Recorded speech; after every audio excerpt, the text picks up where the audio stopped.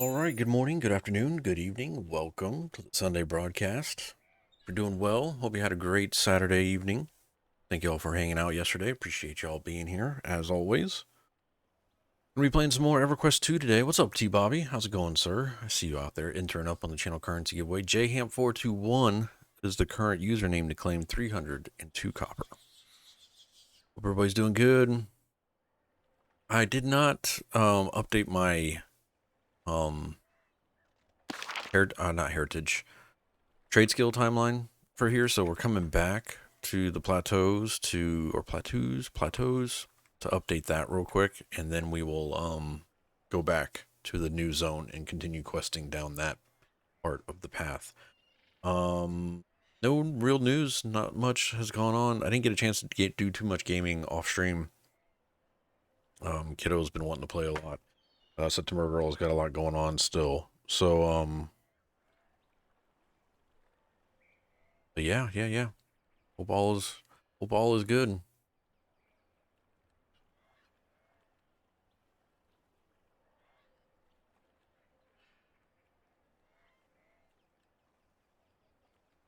Sorry, I'm just reading a text real fast. All right, good to go. All right, let's see. Where are we at on this timeline? So we last left off. The Farsi Supply Division has asked me to take responsibility for setting up the trade relations with the residents of the newly discovered regions in the Desert of Ro. Additionally, I'm to set up research stations while I am in the area. My first stop will be Hopewell Harbor in the Rajdur Plateaus. So it had me go through some stuff, had to gather some things. He gave me some recipes. I crafted some tables that they want me to place down now. So we're going to place one. Oh, okay. That placed them all there. Interesting. And they're usable. Nice. Okay, so let's hail. I see you were not understating your skill. The items that you brought with you from your superiors look interesting as well. What say you?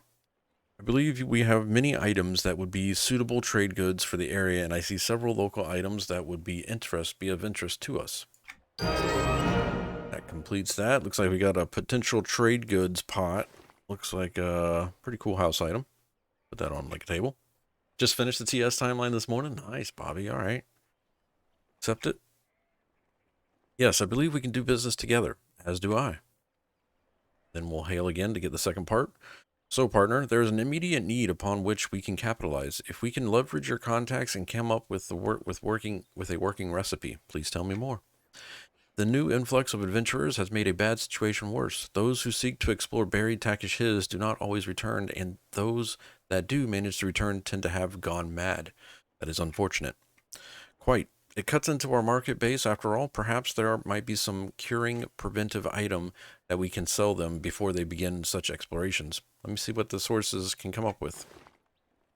And it's going to give us another house item. Going to look like a very fluorescent green flask of some kind. Except we need to speak with the healer. I just want to click on these tables and see what all they are usable.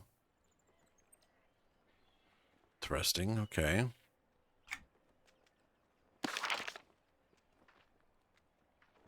Okay. So it's a chemistry table and a workbench is what was placed here. Nice. All right. I don't see any other tables around here. Cool. I wonder if they stay there the entire time now. Oh, hold on. This is an extra barding slot for my mount. How many does he have? He needs one more. Look at that.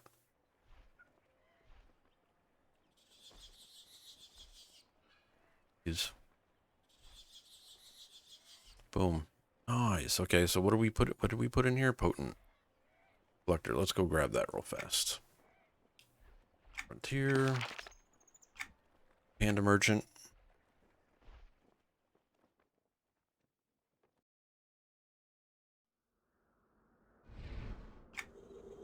Got all that. Panda.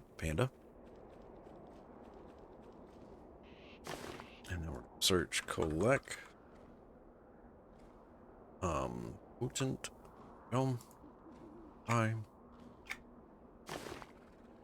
drop that into our mount inventory. Boom. So now we got to do is level our mount. We got 3 days, 22 hours left for that level. Right, back to plateaus. Need to speak with the healer back in Rajdur, so let's go do that. Yes, I would like to fast travel, please.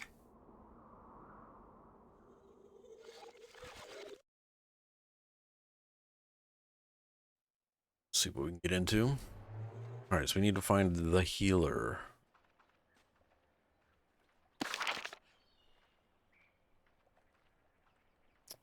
Let's see. Any quest books? Did it say where? Need to speak with the healer in Greater Fadark. Okay, that's fine. So we need to go over to Greater Fadark, just like we did for the signature timeline. Come in at the spires, because it's a pretty neutral area. I'm assuming it's going to have us go to the left side of Greater Fadark, just like we did when we talked to Firiona. Yep. So we're going to take a horse to the Butcher Block Station.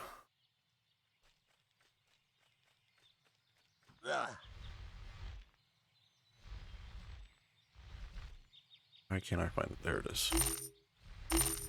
Yep, my bearings.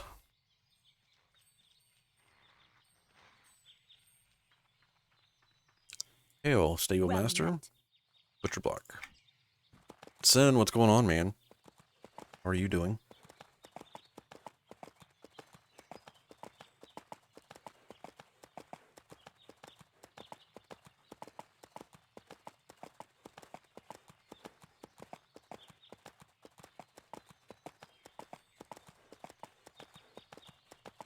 Oh.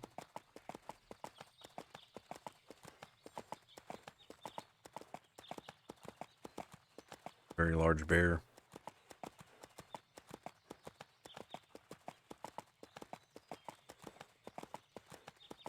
Do do do do do do do.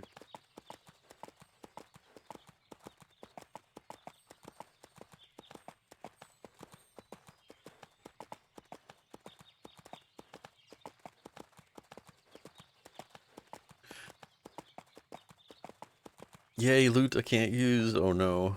Doing good, covered in sriracha. What? But was totally worth it. Love me some spicy pork fried rice. Nice. Got your body covered in sriracha. I don't know what we're doing for dinner tonight. We did not go shopping yet. We gotta go shopping after the stream. So once Veronica gets up, I'll probably be cutting the stream then. We gotta go do some shopping. Grocery shopping, and the bottle exploded. Holy crap.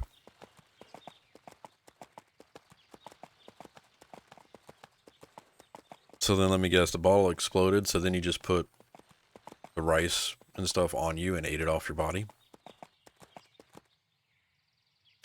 I'm kidding, I'm kidding. I would never do that.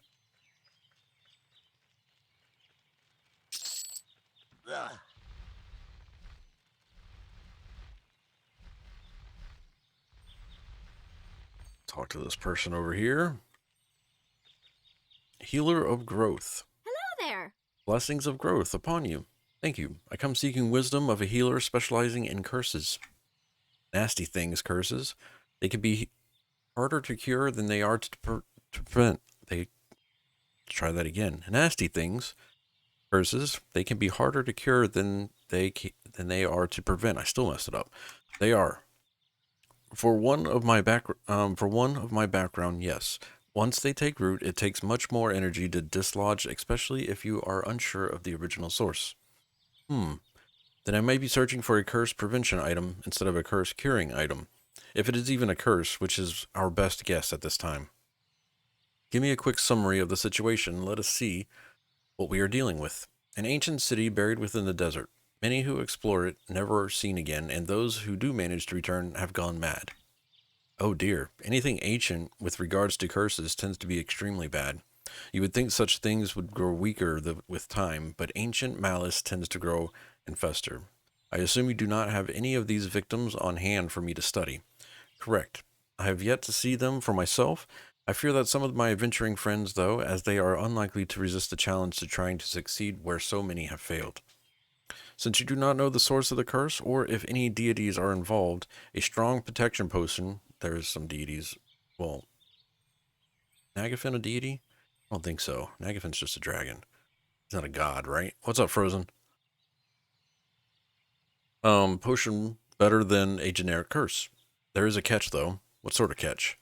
Such things are best tailored to magics of the surrounding area.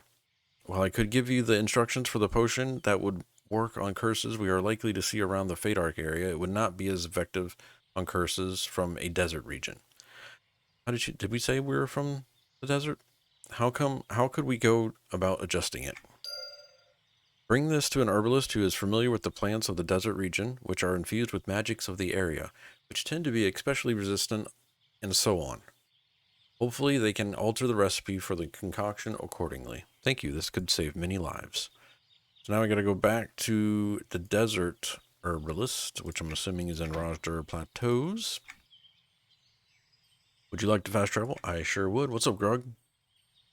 How's it going? Happy Sunday, everybody. Hope everybody's doing well.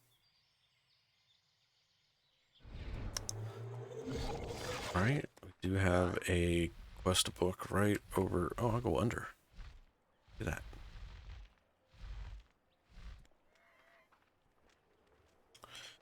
Razime Najafi. Are you the outsider my husband is planning to partner with? If you're willing to bear him, if your husband is Barum, then yes, I am. He is busy digging through the trade samples in search of things that your group might be interested in trading for and should be free shortly. Is there anything you need in the meantime? Information. I need to find a skilled local herbalist who is extremely familiar with the properties of the local resources. That will be myself. I am the region's top herbalist and alchemist. Perfect. I have obtained this recipe from a strong curse protection potion from the Greater Fate Arc, but it needs to be adjusted to the work and the local ingredients. Yes, exactly. Please leave it with me and I will work on it. Meanwhile, it would help if you could do some harvesting for me. Of course, you need some harvesting done? You've been taking notes from Kyo. Ko? Ho, maybe. Haven't you? Who? Never mind. I'll get those harvests now. Got it.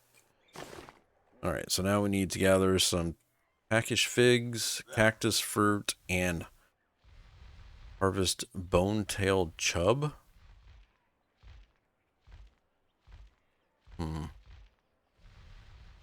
Darkest Koala, what's going on, dude?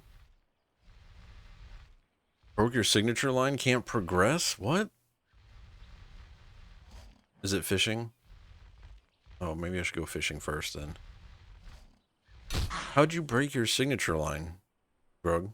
What do you mean? You can't delete it?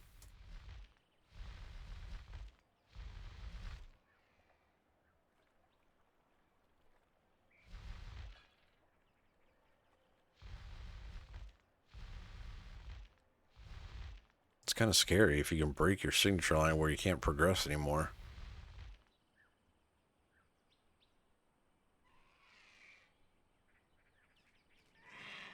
Oh, we just brought all the boys to the yard here, huh?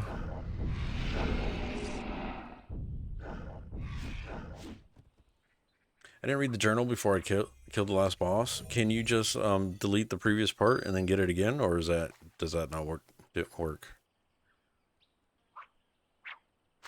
You might have to, I guess, backtrack, but yeah, that sucks. The dungeon didn't reset? Oh, so you might have to, what is it? You go to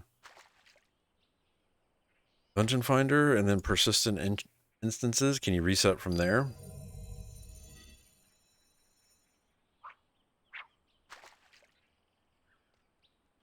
So I know it usually has the minimum duration, which is an hour or, time left. Yeah, I'd check that, see if you can reset it from there.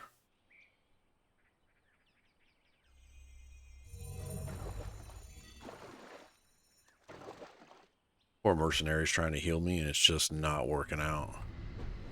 There we go. Stop casting.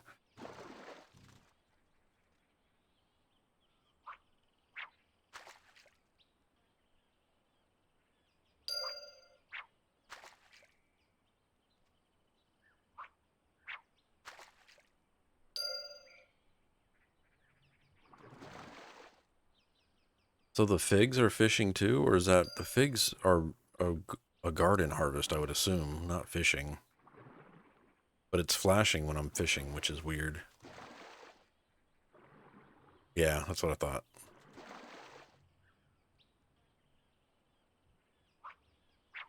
There we go. Done with the fish. Try to get just a few extra just in case.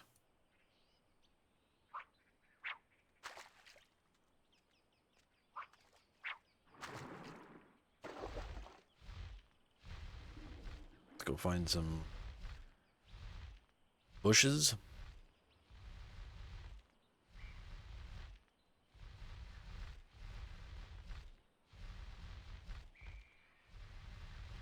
The ceiling for the zone is pretty high.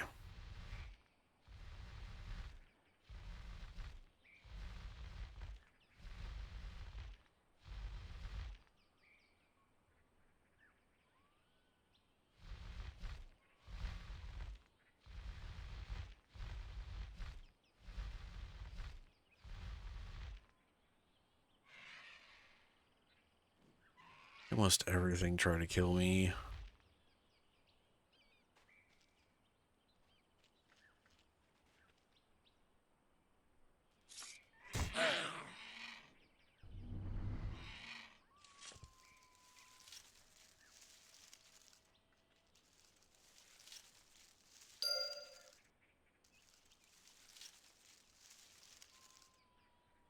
Right.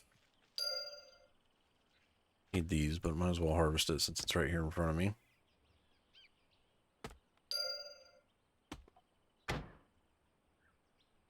Fish, branch. What else did I need? Fruit. Where'd the fruit be from?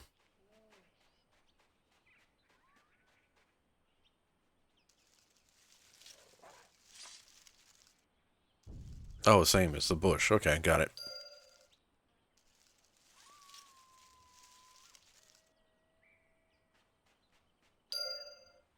Current build on Dark UI doesn't have the latest EQ2 maps. Had to use had to use the standalone. Dang. They're slacking, huh?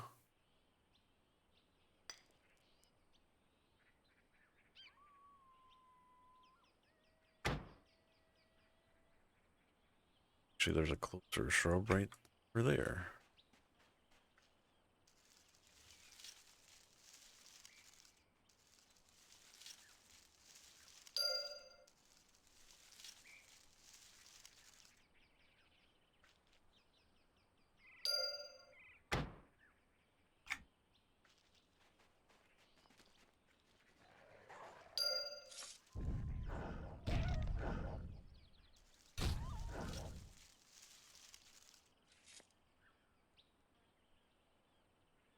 More bushes.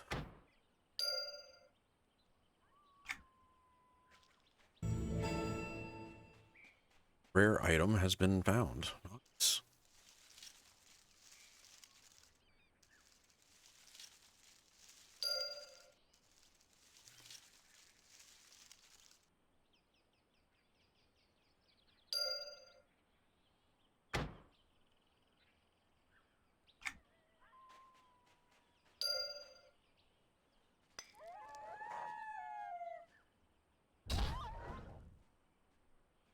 They were trying to interrupt me, but it didn't work.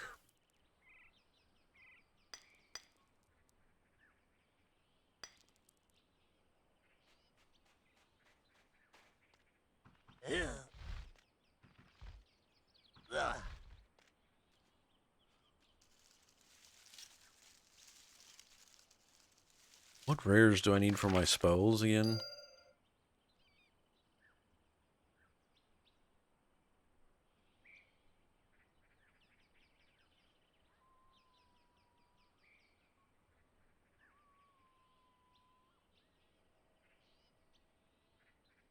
Roots. It's the roots.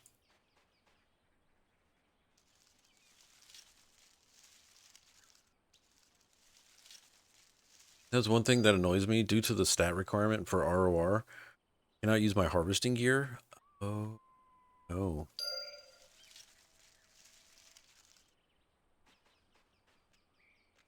I didn't think about that. Oh, we got all of ours. Okay, let's head back. Give the harvest to Razame.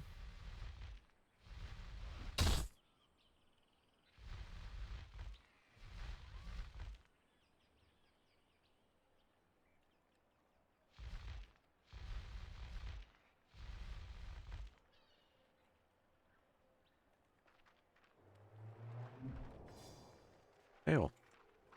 Oh, perfect timing. I will take those harvests. Here is your converted recipe. But I don't need to use the harvest to make the potion. Except, these are for my family's dinner since I spent my time working on this recipe instead of being out gathering fresh food. You will need to use your own resources for this recipe. Oh, dinner, of course. Now I'm hungry. Cool. So okay, it auto-scribed. I need to create a curse prevention potion, which I'm assuming is way down here. Looks like I already have some stuff for it. Sweet. So we need to make 6 of these. I can only make 1 time. The random mobs require too much. Wish they had a set that was at least basic combat stats to run around while you're in the heart. Yeah.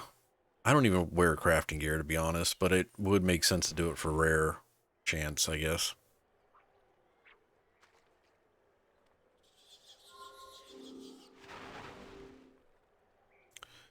Six of these.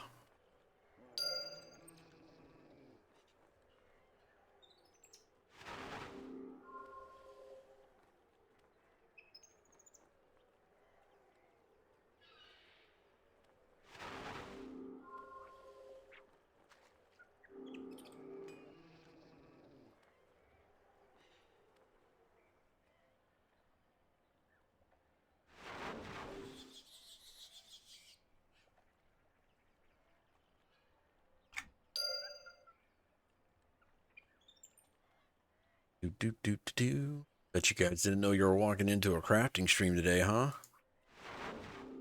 Just messing. Hopefully we'll catch up to the timeline a little bit. Gray, what's going on? I've always wanted to get into EverQuest, but every time I've tried, I get overwhelmed and ultimately end up getting lost without what to do and quitting. Yes.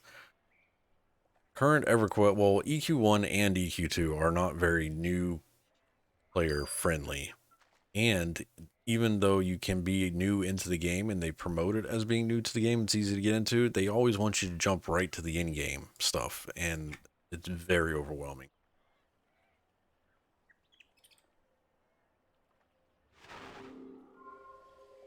It's mainly the best thing to do, and I know this isn't for, everybody, finding a guild that is available and willing to help.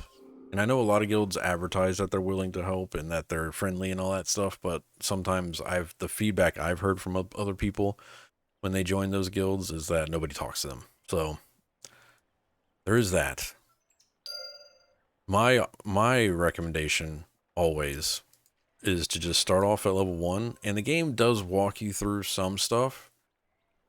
You just have to start off at level 1. Start off on like the island or inside Frostfang Sea or Darklight Woods, and that usually walks you through a lot of content pretty good. It doesn't explain stuff very well, but it kind of expects you to know the basics of what is it called? Like not a theme park MMO, but like a Holy Trinity kind of type of scenario, healers, tanks, DPS kind of scenario. Yeah. It's rough, I'm not gonna lie. For new players or returning players, it is very overwhelming to a lot of people. Which I think is unfortunate because it looks fun, and I'm getting bored with just WoW and Final Fantasy 14 and SWTOR. Yeah. I'll repeat. No, I got you, man. Yeah, it's rough. You got to go into it with an open mind. Know that there is a learning curve. It's like WoW, but different. For sure. A lot of the original developers for WoW and EQ2 were friends when both games were being made. EQ2 actually launched like 2 weeks before WoW did, and they were both feeding off each other while making the games. So like, There's a lot of similarities to both EQ2 and WoW, but obviously EQ2 just went a whole different direction, as in, we got our own custom gaming engine that can never be updated. It's just freaking weird sometimes, but I'm here if you got questions. I did not read what he said. Let me go back. Are these the samples? I read that already.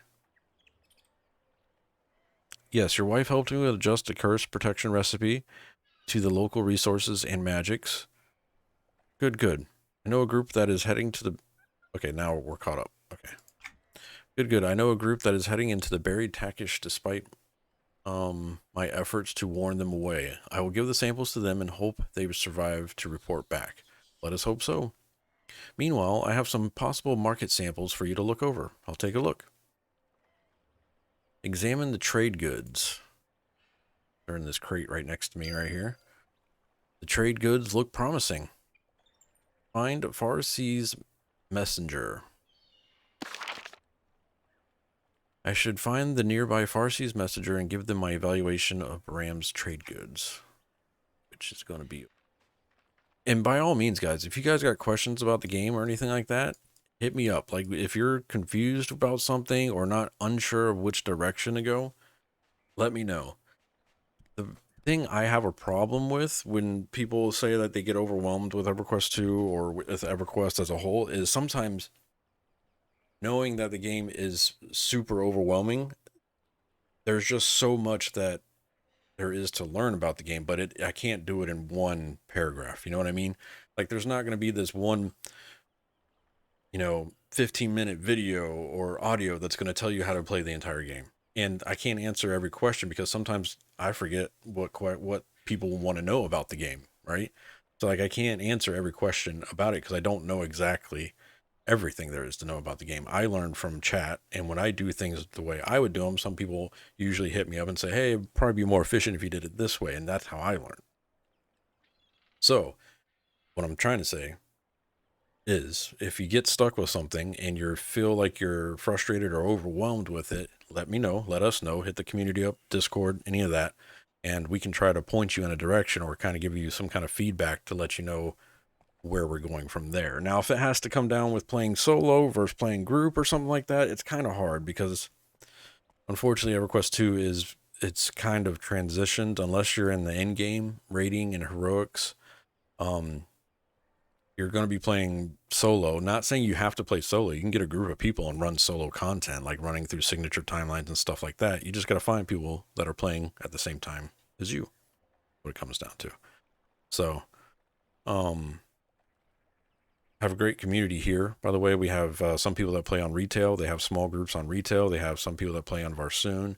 Our playtimes are all different, though, unfortunately. So the Casual Taverns community is a little spread out on playtimes. Some play when I'm streaming. Some play throughout the entire day. Some play early morning Eastern. Some play late Eastern. Like, it's a little crazy. So it's mainly just finding that good set of people to play with and answer questions and can kind of point you in a direction. The beginner guide, things to know. Well, I don't have an actual 2022 beginner guide, but I did find this the other day, and I did show it on stream the other day, but I did find my old EverQuest 2 perma guide. This thing was made back in when the game launched. It's got exclusive maps for every zone through level 30, right? Look at this. Look at that. It's pretty thick too. It's a decent book. It's got a lot of the original artwork and some of the original stats on items. So if you look at these stats on this stuff before they did the breakdown and just did primary stats and stamina. A lot of this stuff had crazy detail from the vanilla phase. I found this in the garage. It was in one of my backpacks with a bunch of magazines and stuff. So I'm trying to figure out, I was talking about it on stream the other day, trying to figure out a way of displaying these, like some kind of art or something. like with my old gaming magazines and this is 2004 because there's an ad for the Video Games Awards in 2004, hosted by Snoop Dogg, live December 14th. Look at this.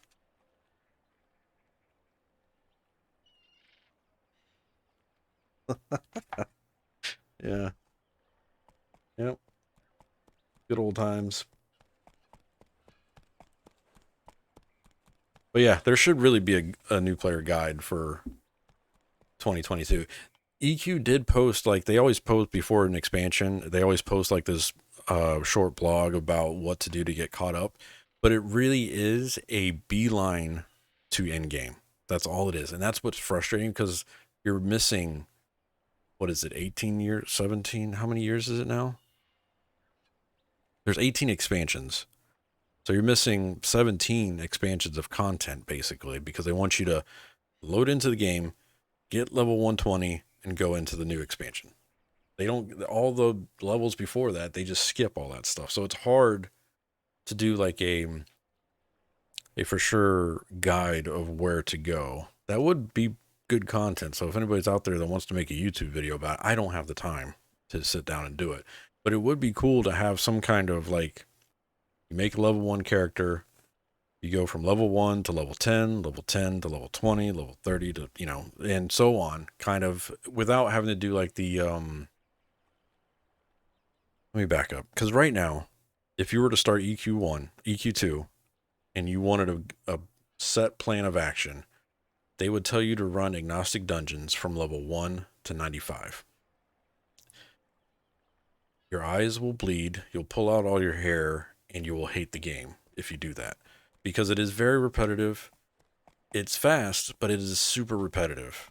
Okay? And you'll get good gear, you'll get good spells, you'll get good equipment, you'll learn how to play your character in zones and stuff like that. It's super repetitive though. I wish there was another route that went around agnostic dungeons and kind of said, hey, run this content from this to this. And you can kind of do that yourself with the wiki. So like if you go to Wikipedia for EQ2 and go to, like I usually search, like if I'm in the questing mood, I'll search up soloing timeline, right? I'll link it here in the chat. If you look at this guide, you can kind of use that as a, it is solo, so you're not going to run into a lot of people doing this, but you might run into 1 or 2 people that are doing the same thing you're about to do, where you can, it breaks it down from 1 to 5, and it shows you almost in like a graph form. So if you do this timeline, it's going to take you from level 1 all the way to level 20, you know, and then you would go down to the next one, and you do from level 21 all the way to level 30, and then you can kind of run through that content and just pick your own timeline. You don't have to do every timeline on that. So like for me, I would probably do like Timor's deep timeline to 20. And then I would go and do probably Thundering Steps or Mount. I'd probably be honest, I'd probably do Butcher Block timeline. So I'd do like Timor's deep to Butcher Block. That would take me to level 30. And then I would go from level 30, I'd go to, I'd probably do Enchanted. Enchanted Lands is kind of boring. Zek is horrible as well. I guess I would do Enchanted Lands until 35. Once I got 35, then I'd run Steam Font. You could probably go from Butcher Block to Steam Font, to be honest. You're missing 5 levels there, but in today's time, you'd be fine. So Butcher Block to Steam Font, that'll take me to 50. And then do, I'd probably do Tenebrous Tangle, skip Sinking Sands and all that stuff. That's just me though. Like that kind of thing. You can kind of pick your own timeline kind of scenario. There's a wiki now? Alexam's still around? Alexam, yeah, they're still around. I don't know if it's updated as much as the wiki is. The only thing that's with the wiki, there are these videos that play on there, and they are very annoying. The ads that come up on the wiki are kind of annoying, but I mean, it's free information, so what are you going to do? What's up, Snookin? How's it going? When strength was melee DPS, intelligence was magic DPS, and wisdom was HP. Yeah, those were the days. Wisdom was actually, mana points, right? And then stamina was always HP, right? If I remember right. Are there role-playing guilds out there? There's a role-playing server. Antonio Bale is technically the role-playing server. As for role-playing actually going on, I'm not sure. I'm not much of a role player, other than the permafrost or the permadeath guild that we run over on Varsoon. Snookin said so annoying, yeah. Timelines are like questing zones. And so yeah, so the timeline is basically a start, like it's a start to end quest line. So it has every quest, well, not every quest, but most of the quests in order, the way to do them. And it kind of walks you through them. It gives you the locations for certain updates that you don't find without using the map, kind of scenario. So think of the timelines as a guide for that zone or content.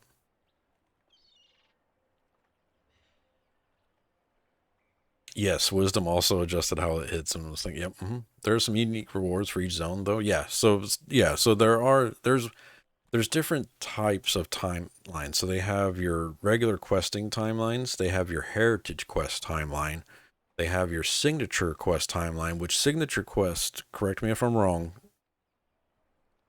Actually, signature quests have been around since vanilla, right? Since Shattered Lands. I think every expansion has a signature timeline. I think. I'm trying to think if there's one that doesn't. I know Shadowlands, yeah, because Peacock was Desert of Flames. Then your armor quest was Kingdom of Sky. Yeah. Prismatic was the original. True. Yeah. So there are certain quests that give you better rewards or more beneficial rewards for sure. But that's part of the whole learning the game. Like you learn that heritage quests give you these old items that are related to EQ1. So if you've played EQ1, some of the heritage items that you get are going to be reminiscent of the items that you would loot in EQ1, which is pretty cool because they're like heritage items that we found after the shattering kind of scenario. Snookin actually has a good point. So if you're not in a hurry, then play all of it and level lock at the center level for each zone. That's what Snookin and T-Bobby have been doing on their recent characters. They've played from level 1 to I think they're around 120 now, maybe 110. And they've been slow rolling through all the content and having a good time. But it does take a lot of restraint and planning because you do have to lock your character at certain points. Otherwise, you're going to come into a one-shot territory where it just gets boring if you're one-shotting stuff.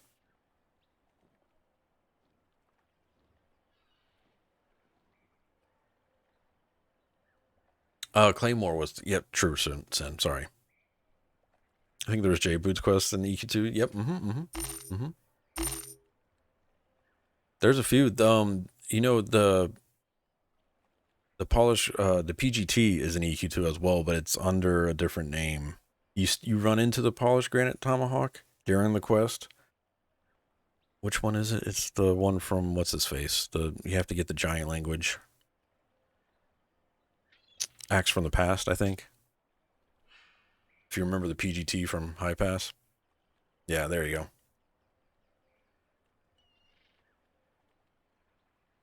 Thank you. All right, we gotta talk to Rayla. But yeah, don't be afraid to ask any questions. I know sometimes I'm running through quest and just reading the quest and stuff like that. But if I see a question that I can answer, I'll definitely try. And if I can't find the answer, I usually ask chat to help me out. And if chat can't help me out, post it in Discord. And then at some point, somebody will read and be like, oh, I know the answer to that. And they'll answer you. So I know sometimes you can say stuff in general chat and sometimes you get an actual answer. And then sometimes people just troll you the entire time, which is kind of... Your inactivity will cause your pet to back off shortly. What? What do you mean? I'm talking.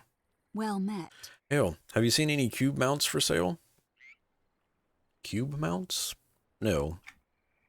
That is a shame. I really want one quite, that is a shame. I really want one quite badly. Keep an eye out for one, will you? I'm afraid I have my hands full at the moment, which is why I thought you out, or sought you out. You're the messenger that Jarana sent out here, right?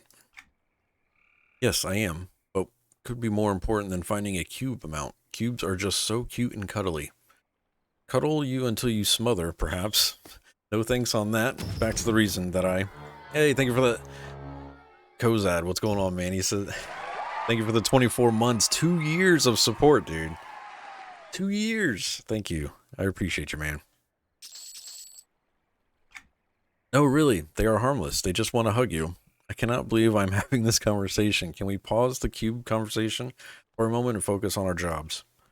Well, that is no fun, but I suppose so. Please let Joanna know that I found a merchant willing to work with us out here, and give her this list of some of his proposed trade goods, along with my list of items of ours that I think would sell well here.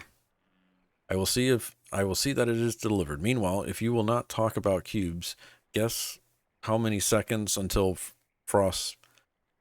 Do not make me summon a grumpy owlbear to gnaw on you. No need to get mean. I'll be going now. Ugh. Alright, so now I gotta go speak to Barham again. I feel like the trade skill dialogue is way better than the signature dialogue. And that might just be a me thing, but it's definitely more comical. Barham, good news. The survived feel like the potions helped protect them. That is very good to hear. Except, yes, now more may be crafted and marketed to our mutual benefit. Mutual benefits are a happy thing.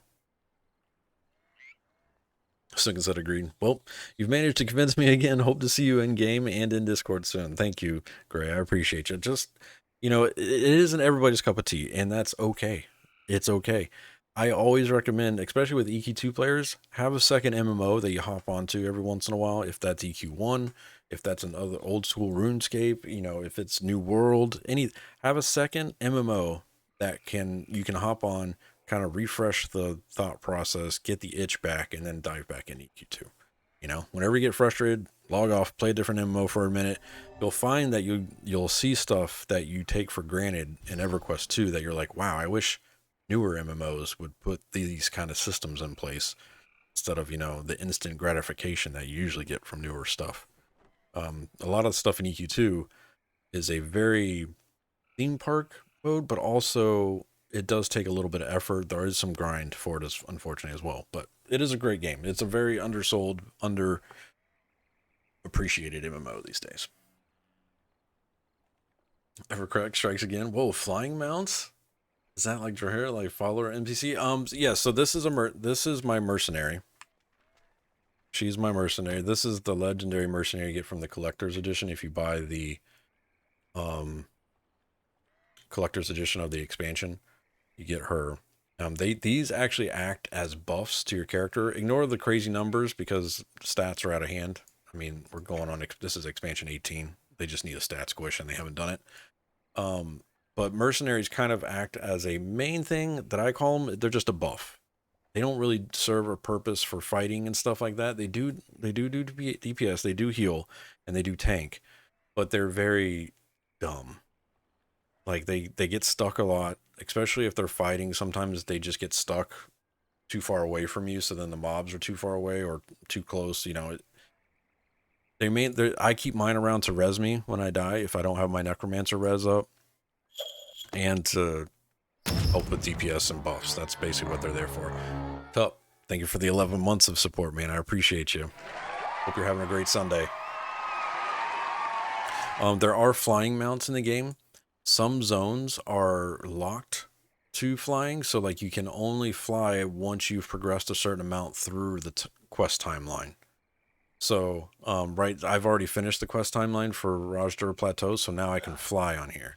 And just like mercenaries, your mounts actually act as a buff as well. They have their own equipment line. They have their own adornment line where you put stuff on them and it gives it stats that you benefit from.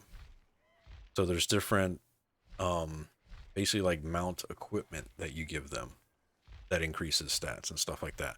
So you have your mercenary stats. Again, mercenaries get equipment and adornment type items as well. And then you have your mounts that have equipment and adornment type items that then feed into your character buffs. You also have familiars. These don't have equipment, but they do provide buffs. And then you have your pets, and the pets are basically just, well, this is my necromancer pet, but you have pets that you can cast. Mine's currently hidden. It's a peacock. It looks kind of like that. Um, but they also have their own set of buffs. Which, where is my peacock buff? Is it at this guy? So this acts as a buff as well. I have mine hidden because they're very noisy and they get on my nerves, especially when I'm trying to talk.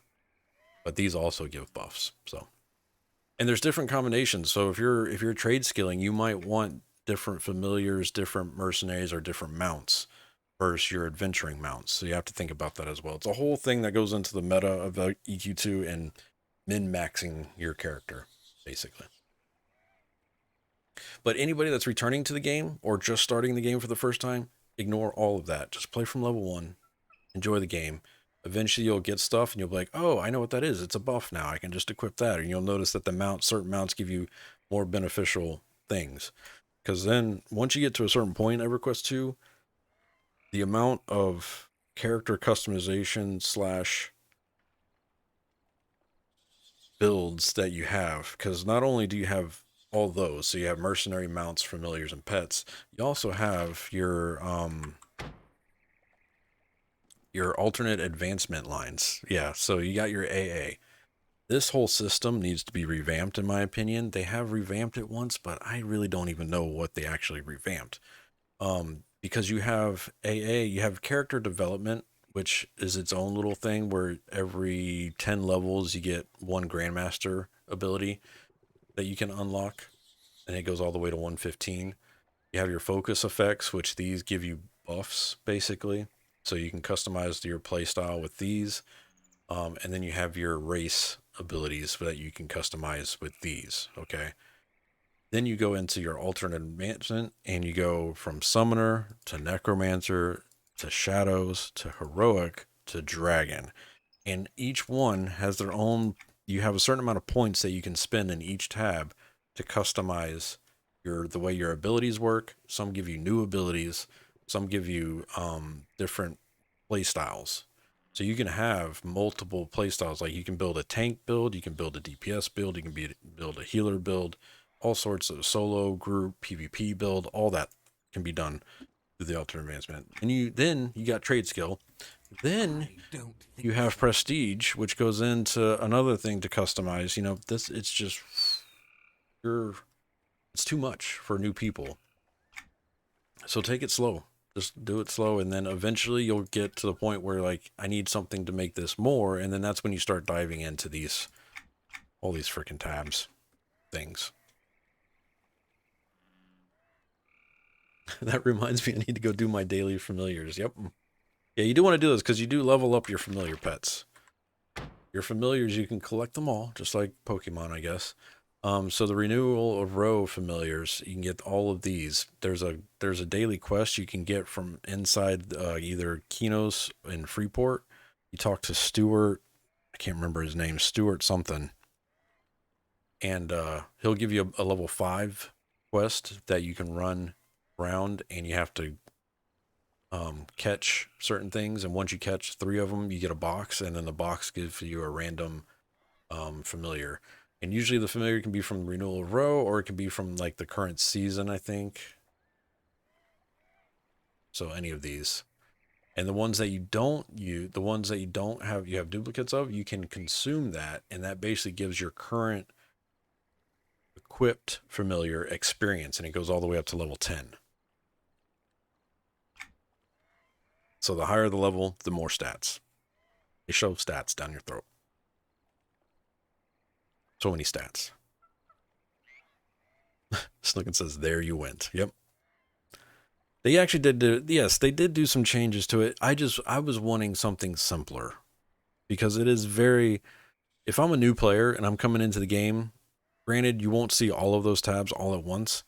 But the fact that, like, say I'm a new player, I was told to use my 120 boost, which I would not recommend that for a new player. But when you buy the new expansion, you get 120 boost. That's just, it's a given that you're going to get a boost. And you'll probably get one later on in the year just for logging into EQ2. They hand them out like candy.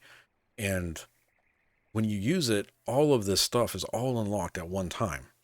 And they do have presets. So they have your server basic leveling profile for solo, group, and PvP. But those are very out of date now and not the most beneficial. So usually I have to go look up a character over on EQ2U. So I'll find somebody that's on the server that's well known, or as the well known necromancer, well known Templar, or something like that. And then, I'll look at their character sheet and EQ2U website, and that shows me their AA builds that they're currently running. And you can kind of experiment with those builds and maybe make it your own if you want to customize it and do your own thing as well. What is it called when people do that? Like theorycraft? Is that what it's called? When people do their own kind of things, their own builds?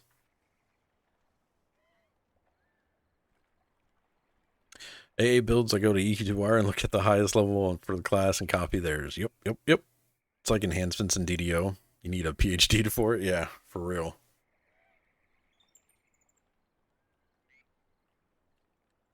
When Alternate Advancement originally released, I was super into it.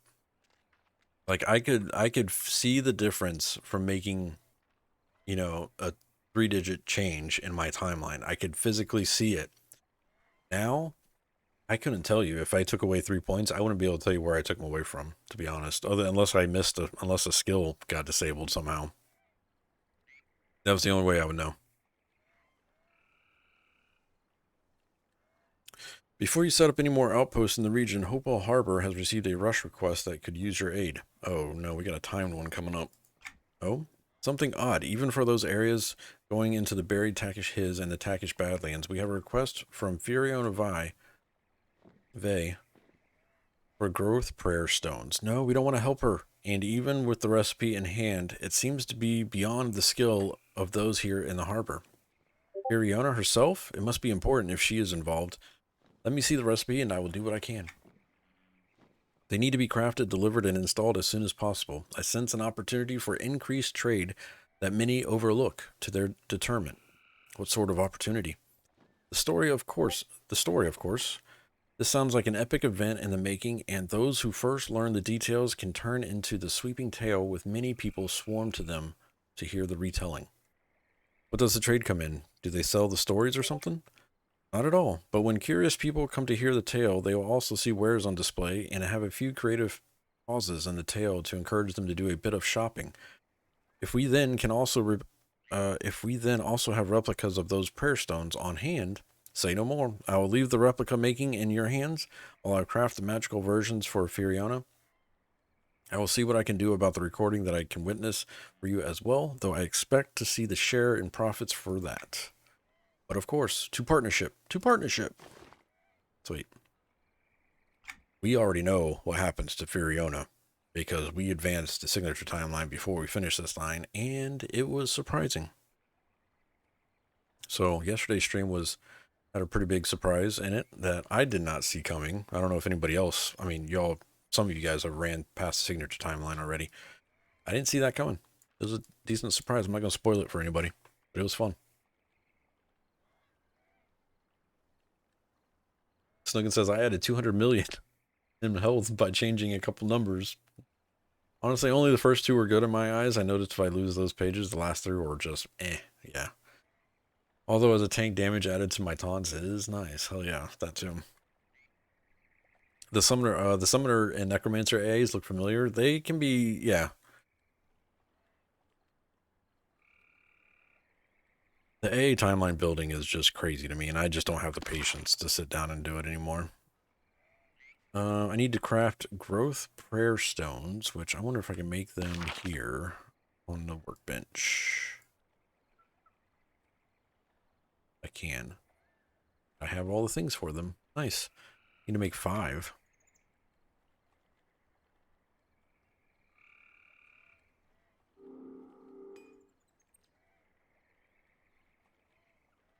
Dude, whatever, Bobby. I copy yours more than anybody else. That's when I copy yours. It's okay. If you're copying mine, you're copying somebody else's, because that's where I got her from.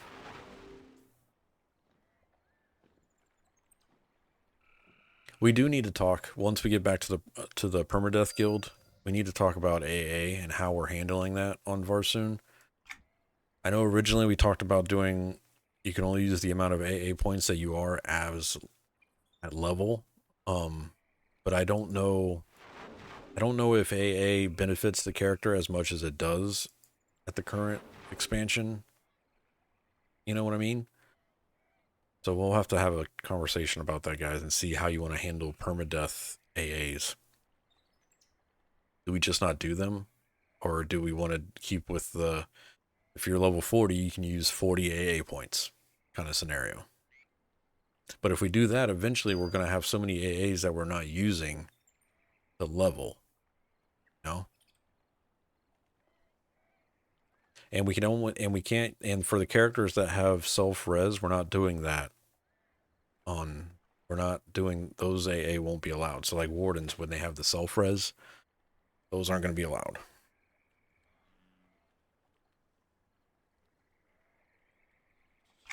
Which I'll have to update the rules when I get back into that vibe again.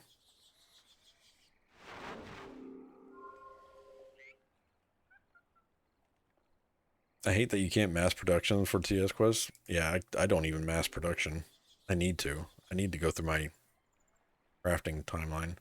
Yeah, wardens get self-res at, like, I forget which part of the AA timeline, AAs, but get us res. Like, basically, just, it's when you die, you can pop right back up. It saves you in groups for sure if you're not running permadeath, but it kind of defeats the purpose of a permadeath character.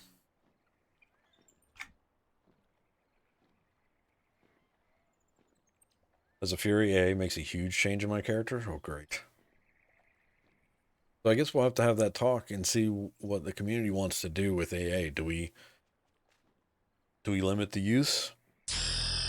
Like, do we do a certain amount of AA per tier or something? I don't know. What's up, Beard? Thank you for the social snooking. Make sure you all check out those links. We got YouTube, Twitter, Discord, YouTube. All my past broadcasts get uploaded to YouTube as VODs. Just cut out the intros. Twitter's Twitter. It serves its purpose somewhere. And then Discord's where everybody hangs out.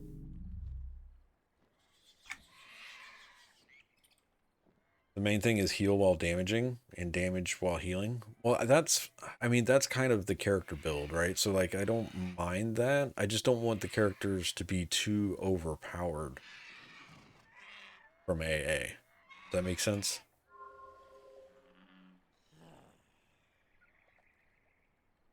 That's why I was thinking, like, if we limit the amount of AA that permadeath characters can use, that kind of makes you be a little bit more selective with your build, maybe. And that's another thing. So I don't know. I don't know if characters can be OP on TLE. I don't know if AA, because it works differently than retail. So I really don't know. Provide the growth prayer stones to Furion Ve at the Gold Ami Reservoir Camp.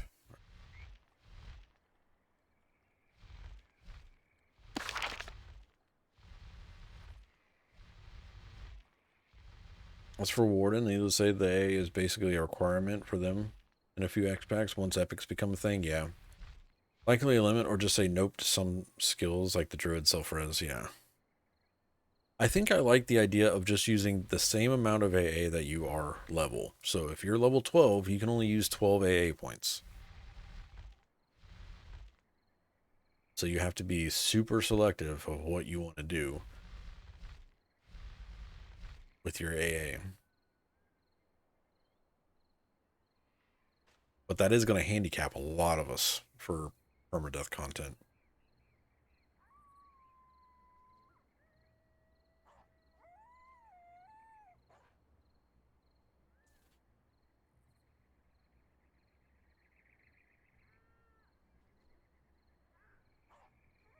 We already know what happened. Well, we don't know exactly what happened to Furiona, but hello. Some shit went down. Talented Rebus, I see you have the growth pair stones I require, delivered with not a moment to spare. May the mother bless you. I was told you needed them installed. We do need them installed, but what has begun is much bigger than you or I. The renewal of Tinar's chosen lands and her people has only just begun. The great seed must take root once more. And these prayer stones will help? Absolutely. Enter the Takish His arena through the magical entrance and help install the prayer stones inside. I'll meet you there. Excellent. Trade skill. What? Takish His arena, renewal of row. Trade skill.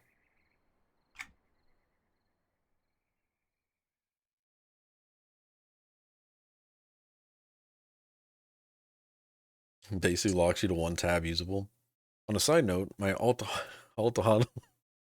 alcoholism knows no bounds. Your bruiser inspired me, and I started Warlock as well. Nice port. You gotta be careful with the alts. They get a little out of hand for real. Then currently does not. Then again, currently does not matter. Max A can only be used as 50.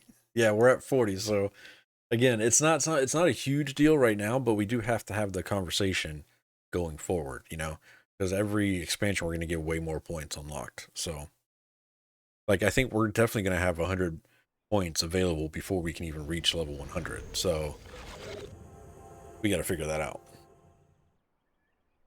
Place the growth player stones within the Takesh's arena. Okay.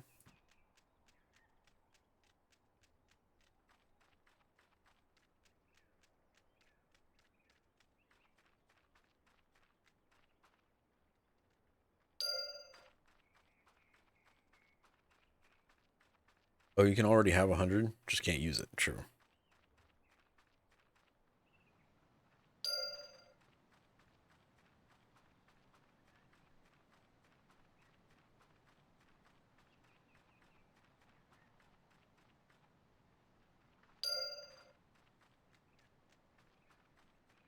Good old prayer stones.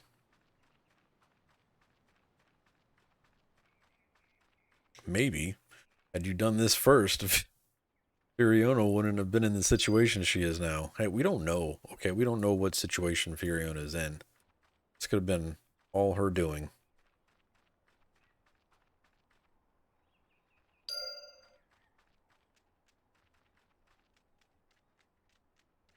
Speak with Furiona.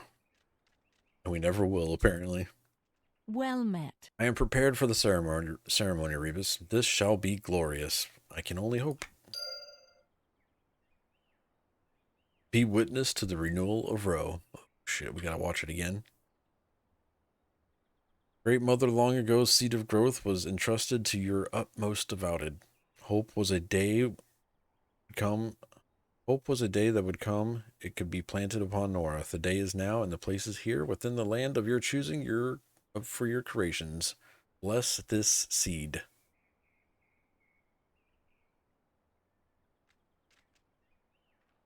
This is the same narration as before for the adventure timeline. Here we go. I think we're watching it again. Spoilers if you guys haven't played through this yet. Just letting you know there's spoilers coming. Here come the bones.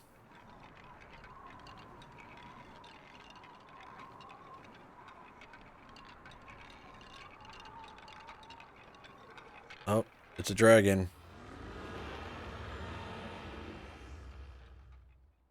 And she's asleep. Fiona Vi, nice knowing you. I think your soul was, yep, there be Vox.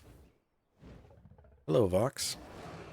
And, surprise, here's Nagafin. Which he looks different to me. I don't know why, but his model looks different. I don't know.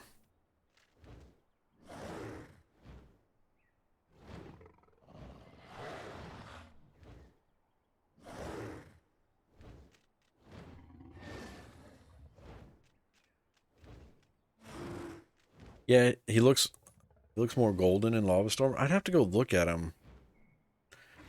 Because he does, like, his face. Like, I don't remember the things at the top of it. I remember the horns, but I don't remember this, whatever this is going on here. Nagafin 2.0, I guess. almost more fish-like.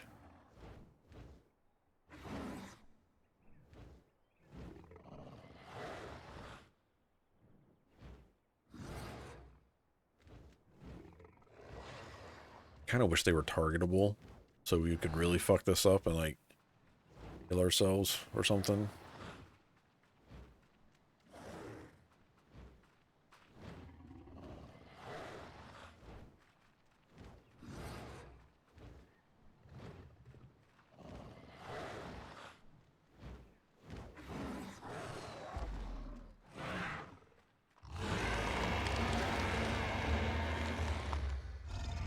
Oh, she's an egg.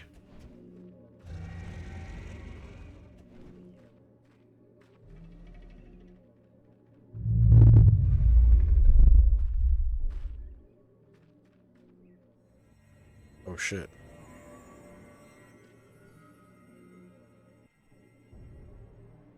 Got mobs in the trade skill timeline. That's not cool. We gotta kill them? They're trying to break the weeds. Or vines.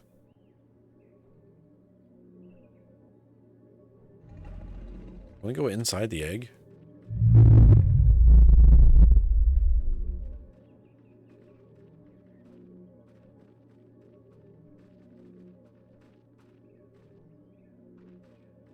Hmm.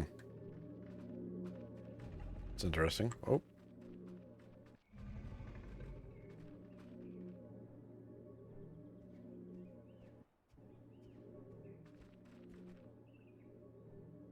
Quest doesn't say to do anything. It just says be witness to the renewal of row. I've done that.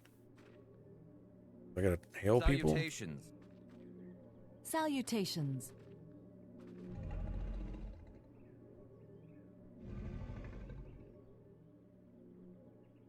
I start killing stuff. You can destroy the mobs there without fighting. Say that.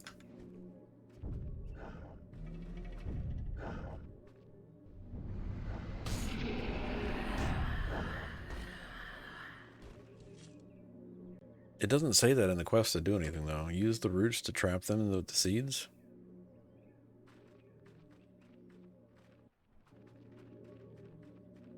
What are you talking about?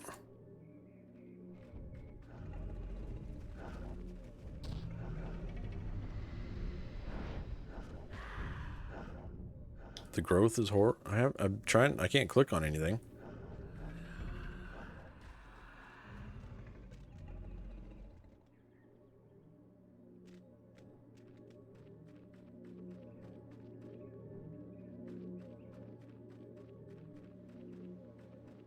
Oh, those back there I can click on. Are they over here too? Oh.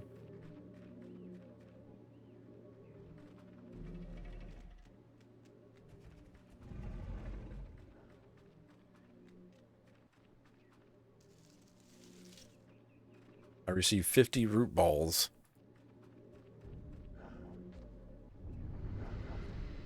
Who knew roots had balls?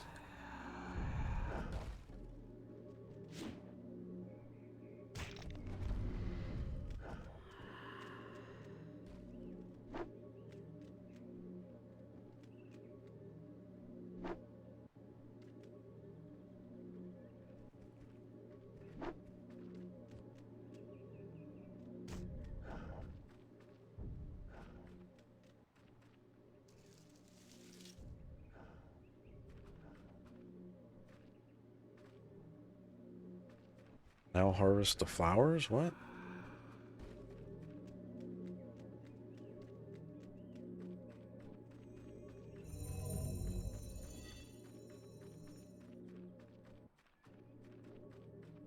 Well met.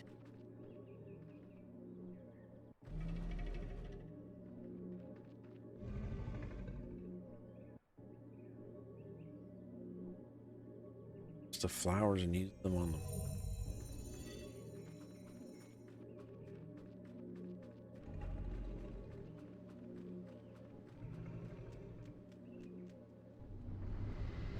I see them.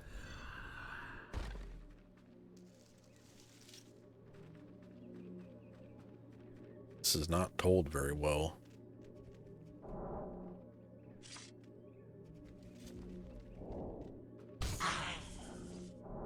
It doesn't indicate that at all in the quest that you're supposed to do that. I was literally just going to stand there and wait.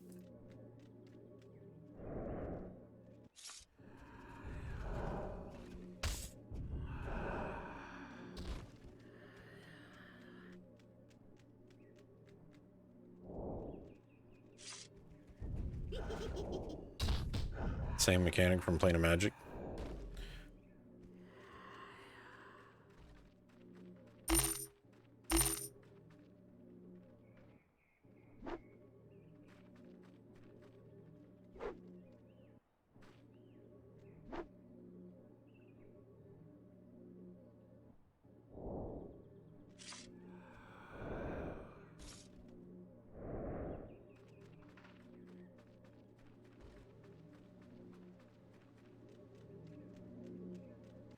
Is that all of them? Nope.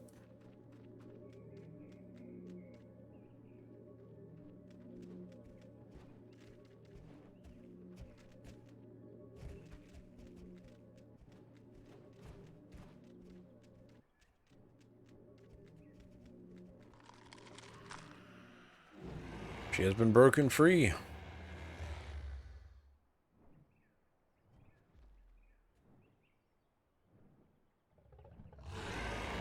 She's no longer the Vox that we all know. Oh, I'm gonna get out of the way of that. That is.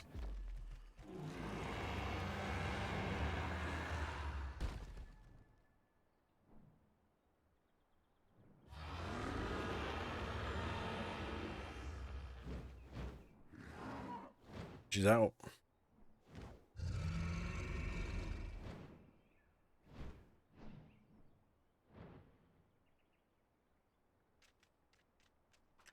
Alright, it says to return to Bram.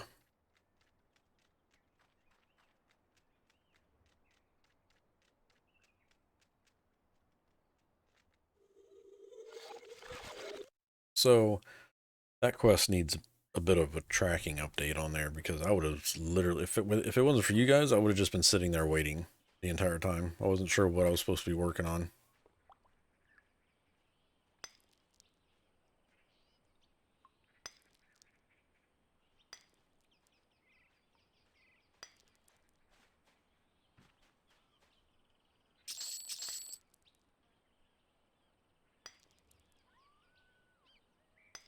All this ore.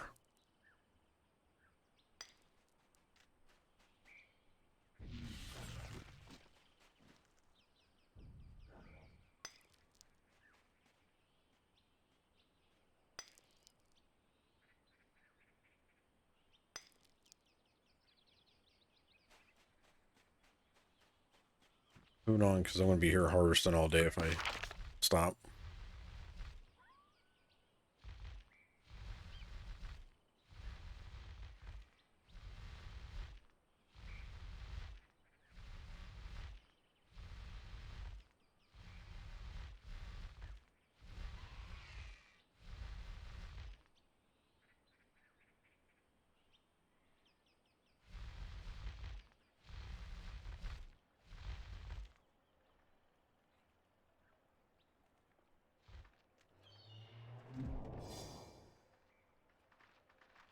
Oh, Bram, your eyes tell me that you have tales to tell. Yes, the entire thing was quite monumentous, and I suspect it will be discussed for many generations.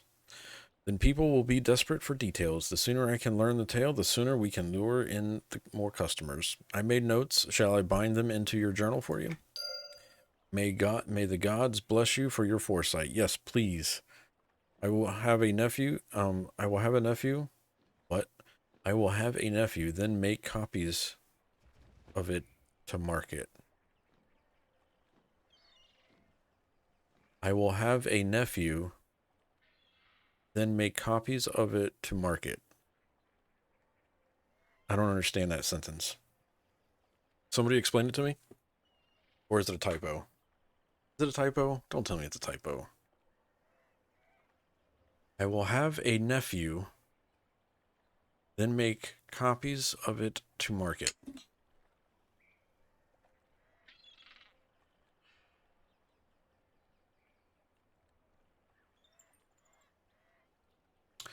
I'll be right back.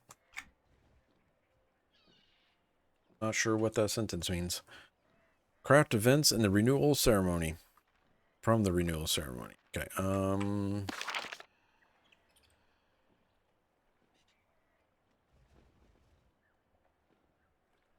his nephew will copy your journal so they can sell it. Sure. Need arm, hind, hide. I need a hide. Out of this freaking tent.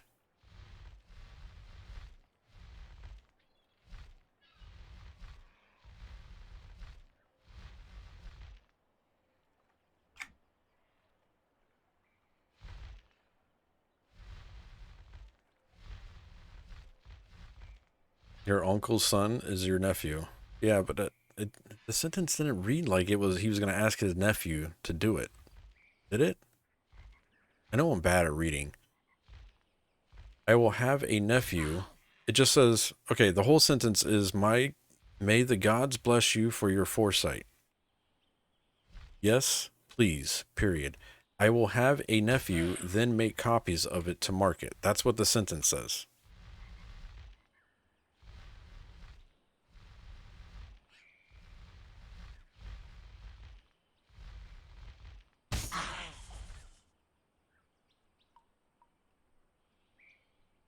So that's what I'm saying. I'm like, I don't understand what he's saying. I think he means to say, like Snooken said, he will have his nephew copy the journal, but that's not what the sentence says.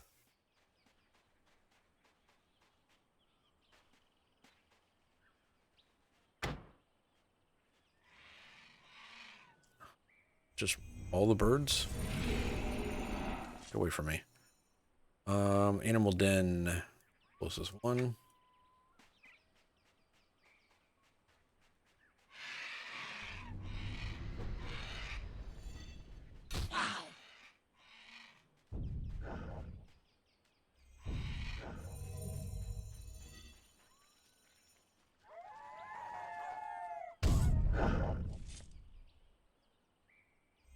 Don't understand why he will ask it to his nephew. Neither do I. That's whatever. Need hide. Get any?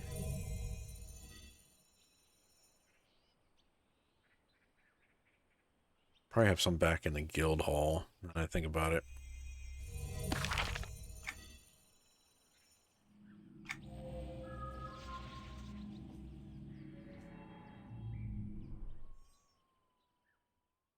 Google Translate fail. Sorry. What do I want for dinner tonight, chat? I gotta think. Really go for wings. Sound really good.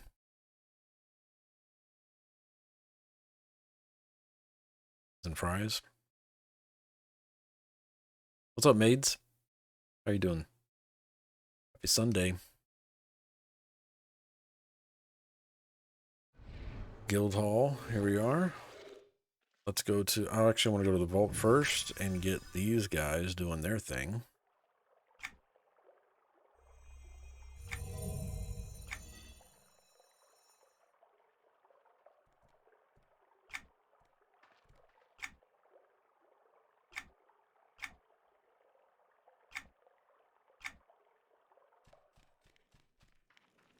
Go to our Crafter's Grove.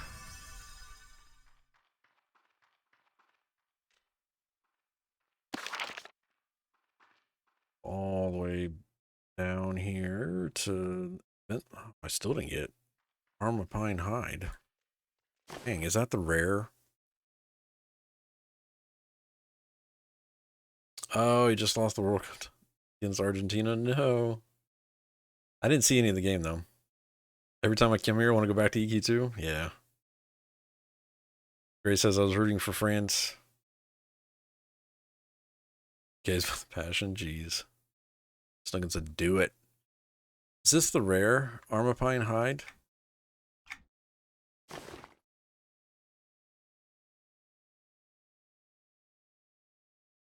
That is the rare.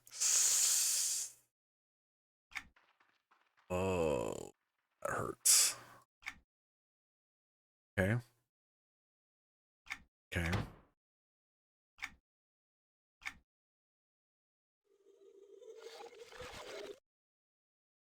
They give guild halls to the time lock server? No, no, no. This is Halls of Fate retail server. I've been running through the new expansion content maids, so we're checking out Renewal of Row. Going the wrong way.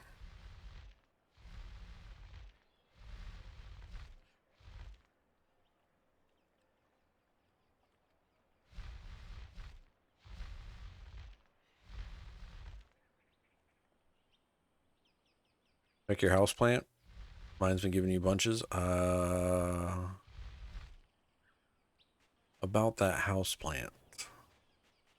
Don't know if I have it set up.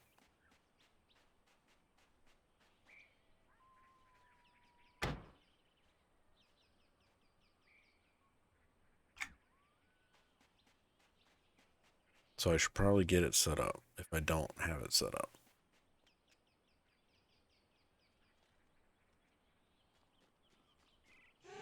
Took you 900 harvests to get the hide?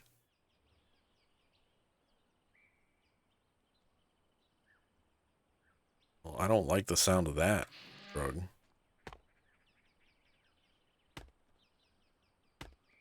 What's max level now? 125. 125. Got a Yucca wood. Rare.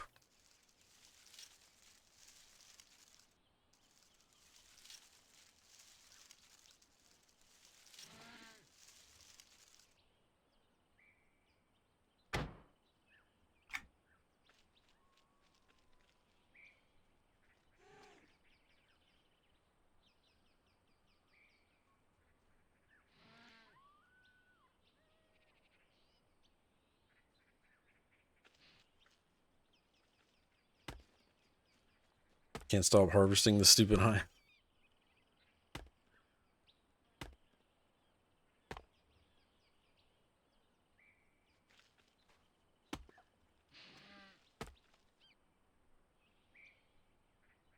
Bet you need the new expansion to get the 125. 125 was actually the last expansion, so you would have to have...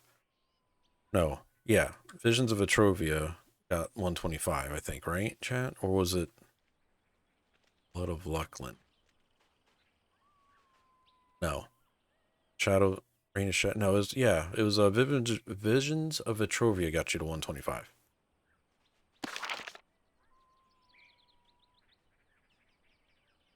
This expansion did not include a level increase. I think it's just a content release, really.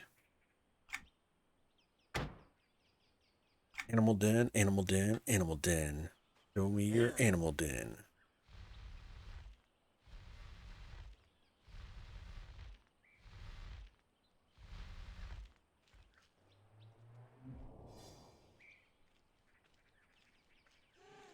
No problem, Jackin.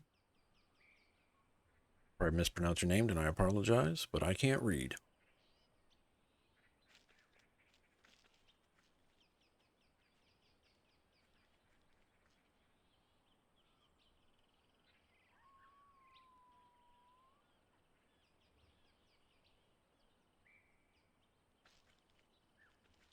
Okay.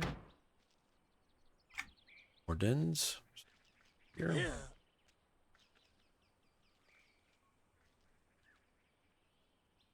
I thought they fixed it. Aren't we supposed to be getting something else other than goat meat?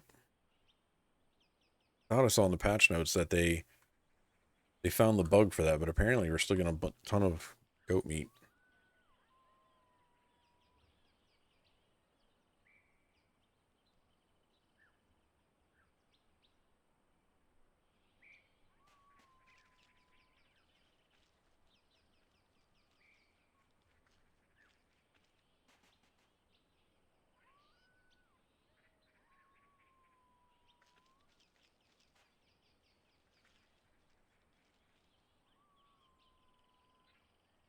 Imagine being a bag maker and having to get this rare hide, but you have to use it for a quest update.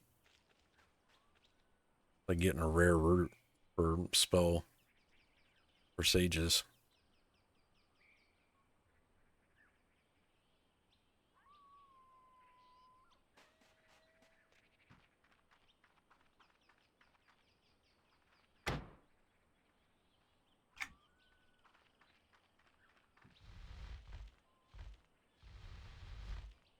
Okay, finally found the ceiling.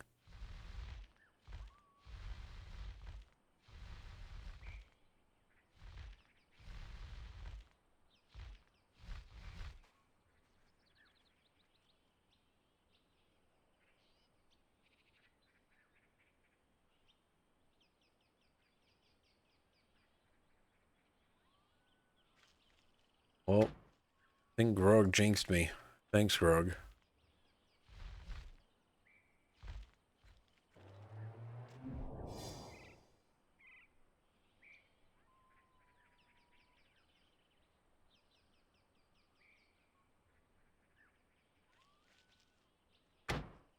You're all good, Snookin. Unless you're bored, you know.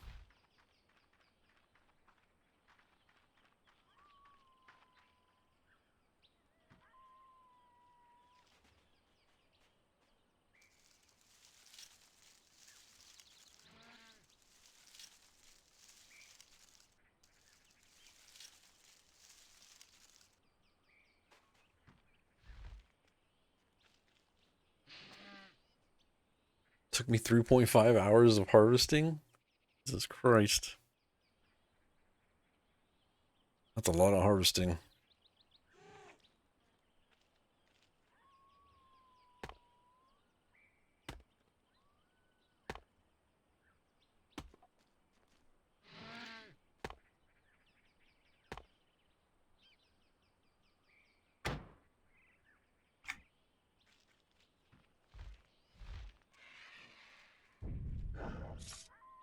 There is a music box up here. I have 230 loyalty points. Go me, go.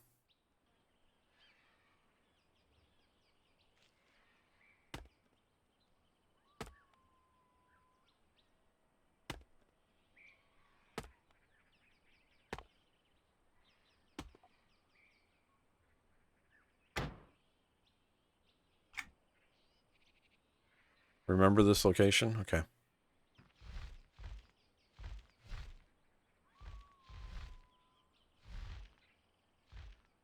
And let's be honest, I won't.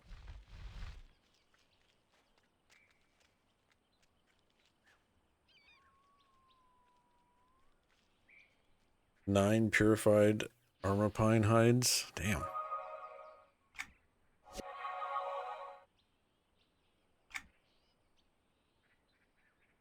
Attica.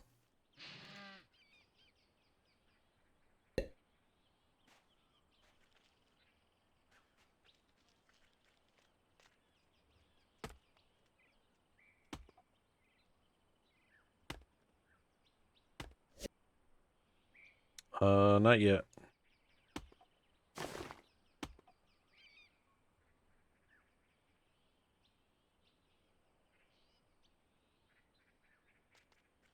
But I think Sen's bring me one.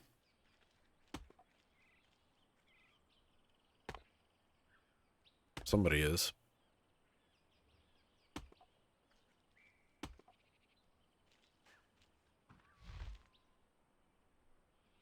A lot of wood out here.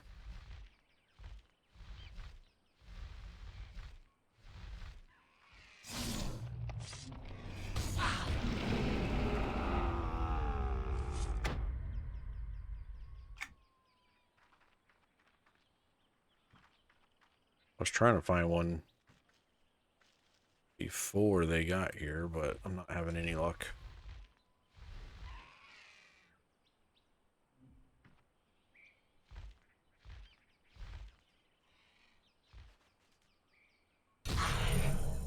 No trades for 5 minutes.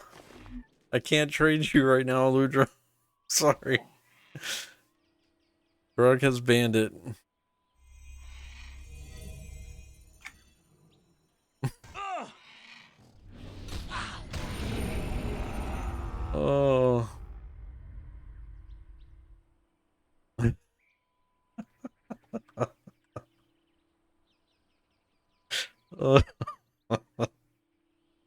Hmm.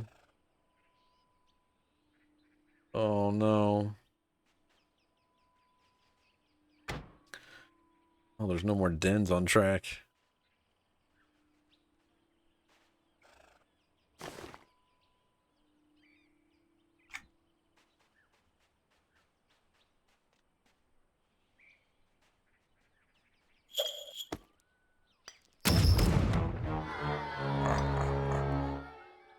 Sergeant Mayor Fish, thank you for that follow. Welcome. What a rude dude. I'm downloading the game right now. Nice, Sergeant. Let me know if you have any questions.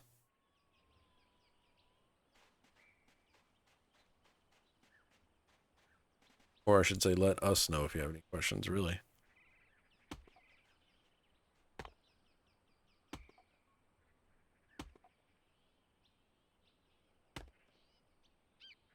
Snuggin's asking, did Fish go to USA SMA?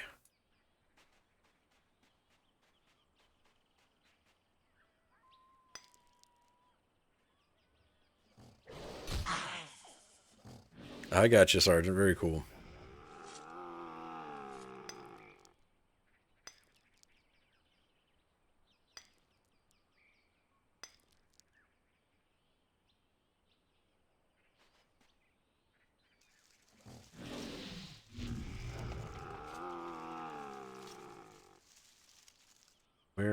Where how am I gathering these?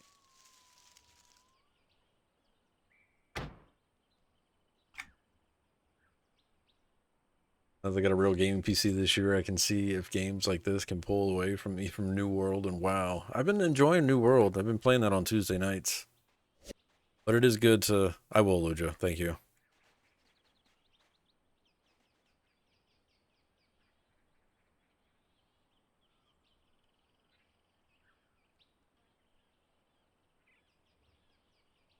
I can feel the rare somewhere.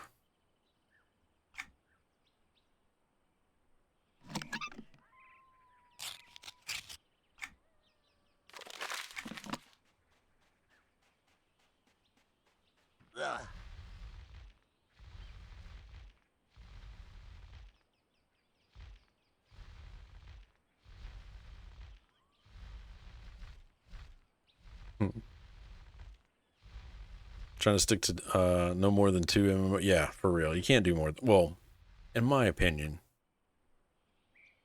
most people can't do more than 2 MMOs. I have a hard time doing more than 2 MMOs. Yeah, I'll find out. I'm going to try it here in just a second.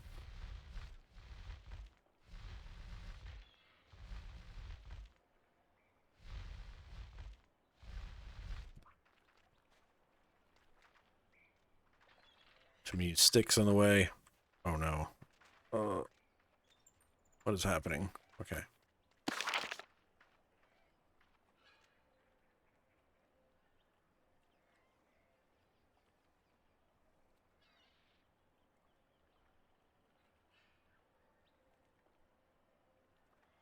That'll work. Notice in the character select screen the veteran bonus for XP if a tune is max level, debating if it's worth it to relearn 95 tune. I haven't played in maybe 16 years, says Port Engine. There is a you also get an experience bonus for all access, I believe, right? Chat.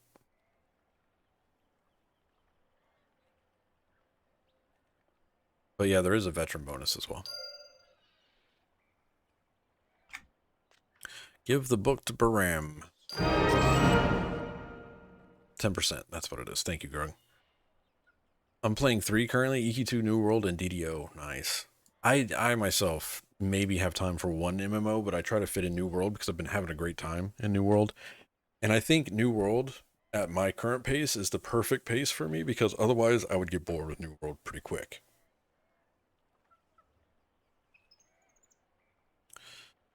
Your journal is quite detailed, and I expect it will be very popular. What are your plans now? I need to travel back to Takish Badlands and set up a research outpost, as you will see From the notes, great things have happened, and research will be needed on changes to the local flora and fauna.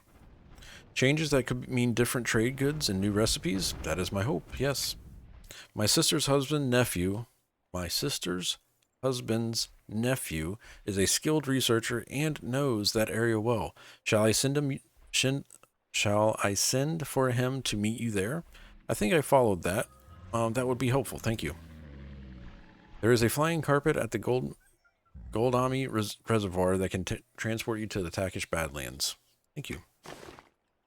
Quest. I will accept your quest, and back to the Takish Badlands we go.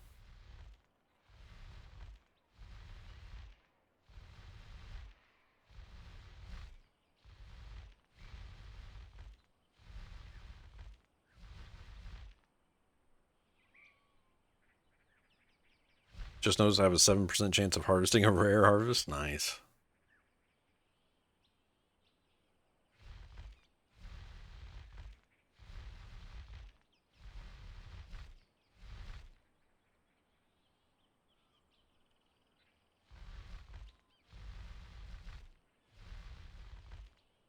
Taking the red carpet, not the blue carpet.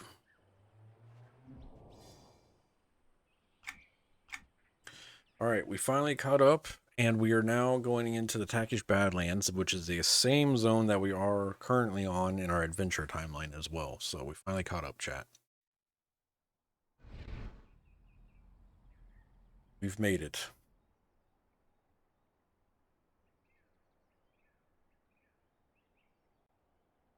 And 131% chance of pulling multiple harvests on a single attempt.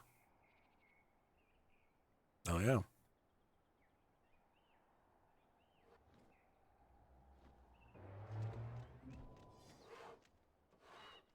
Amd.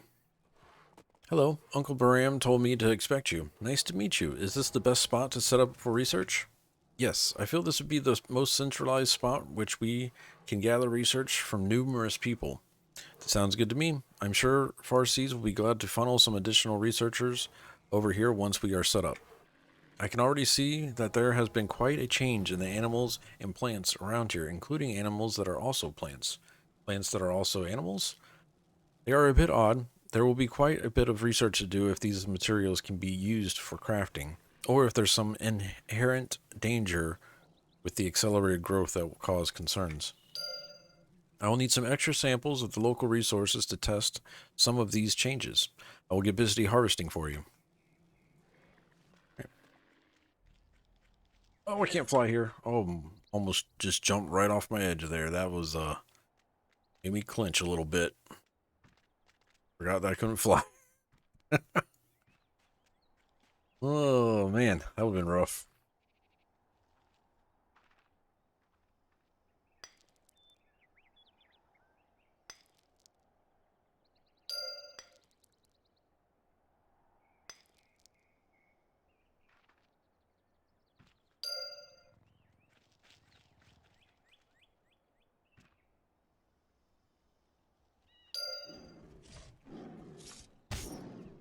These guys, though.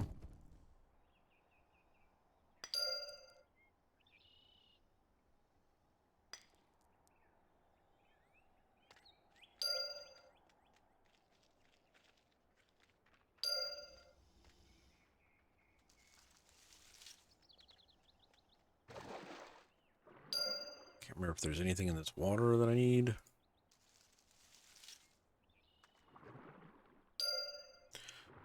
All the updates belong to me.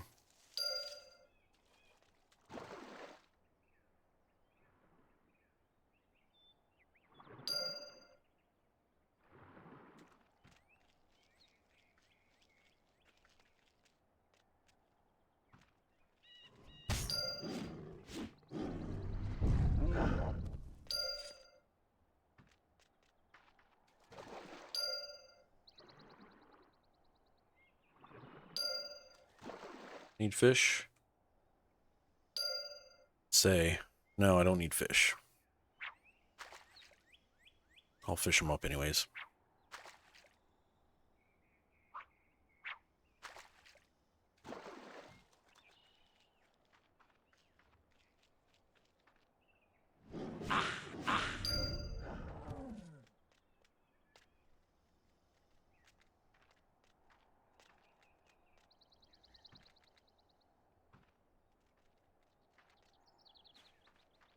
Shiny.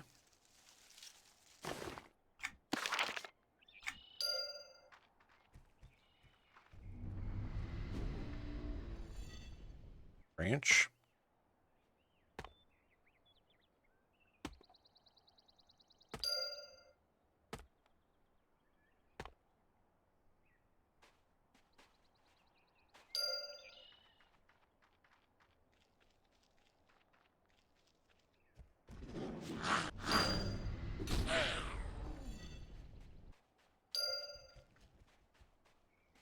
Killed him dead.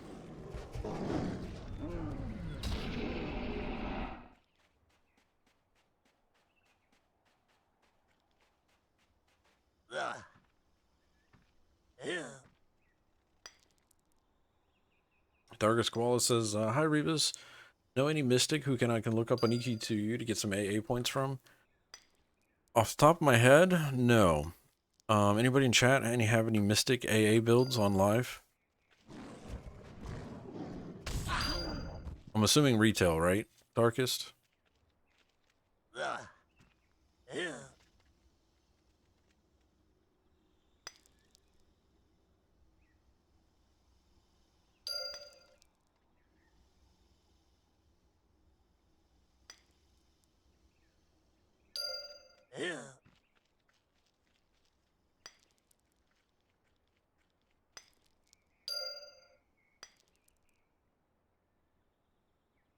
Oh, you're on Varsoon right now. Okay, Mystics on Varsoon. I'm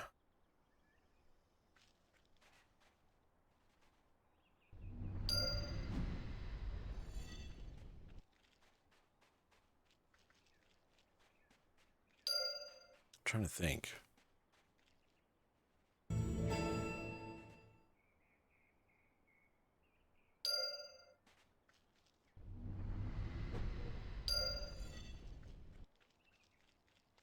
Nothing comes to mind, man. I'm trying.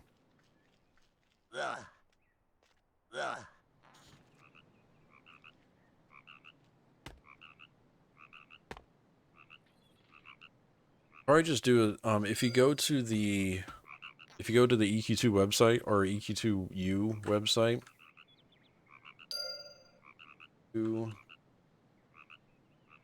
or I guess it's whatever. EQ2 wire. You can search by just going to Varsoon, then choose your adventure class, and you want to do Mystic. You can do the level. So right now the max level on Varsoon is 60, right? Yeah, 60. And then do, you can type in the AAs, which I think is 100 right now is the max, and then do search. No characters. Is it not up right now? That before. 70 is it? Oh, 60 was 60 was sinking sand. You're right. No, I thought 70. I thought 70 was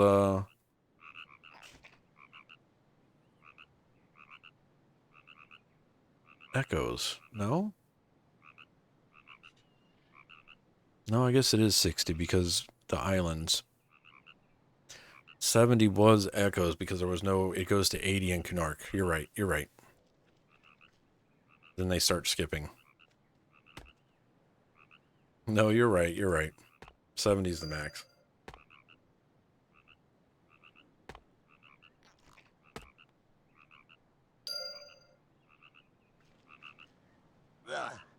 Trying to fly here and just not possible.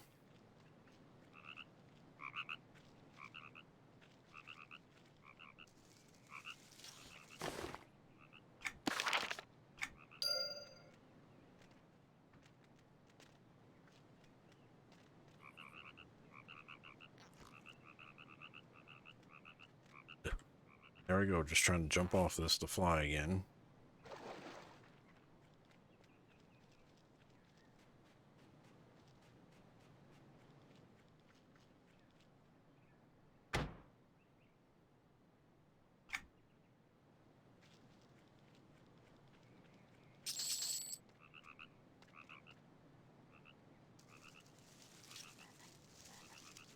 Find any mix stick on Varsoon leaderboards. What am I? Oh, I got you. Okay.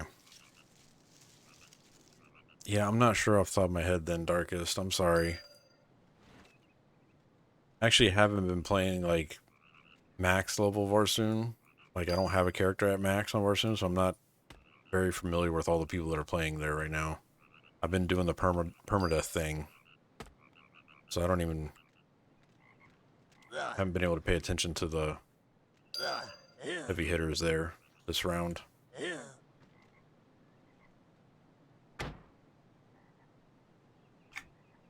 Oh, we're done with fallen branches actually.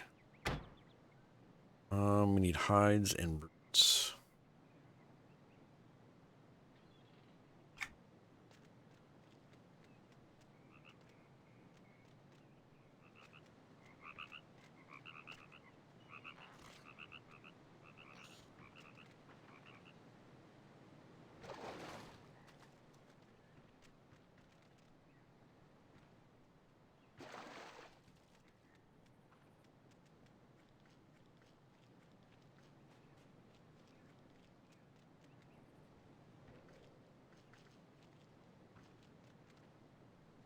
Wait a minute.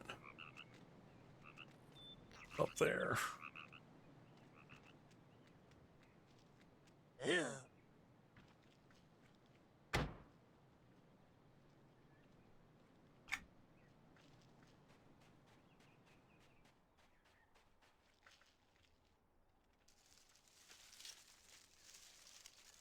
There's a fellow in my guild all maxed out. I don't know his playstyle or anything, so he could be just a maniac for all I know. That's what Port is saying.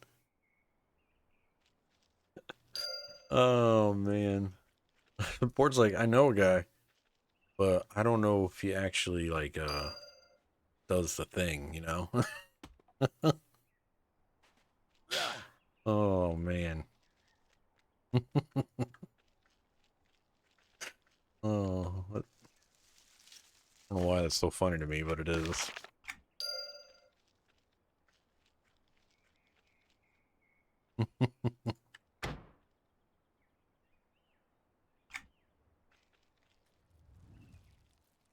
Could be raid type, solo, or just picking stuff because it sounds nifty.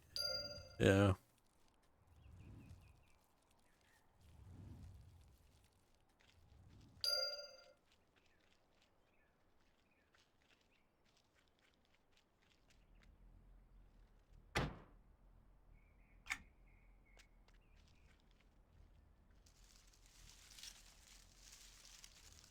Alright, we're done with the roots.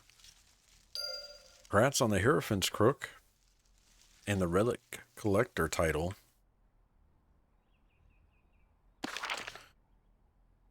Alright, so now we just need hides.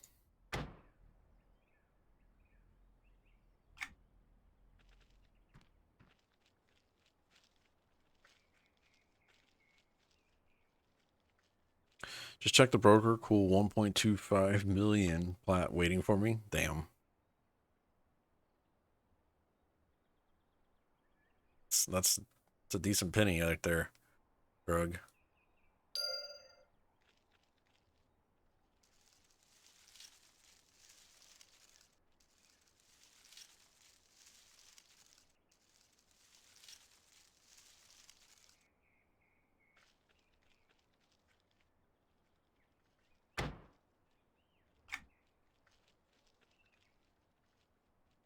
Excerpt sells so well. Hell yeah, they do.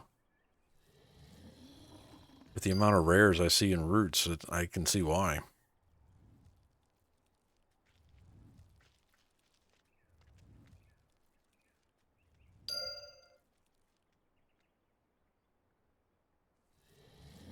Especially if you undercut everyone. Damn.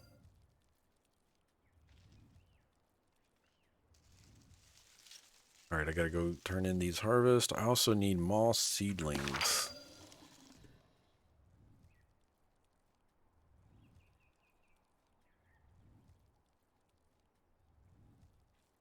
Showing up on the map. That's interesting.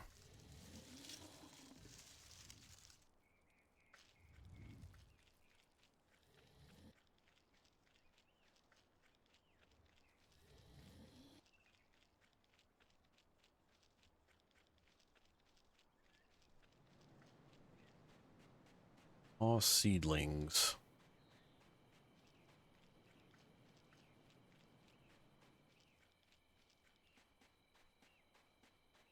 What do we think those look like, chat?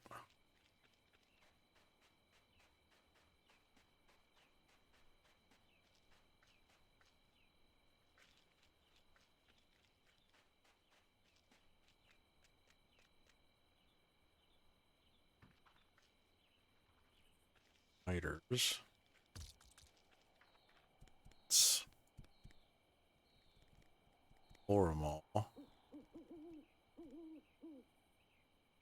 Down here?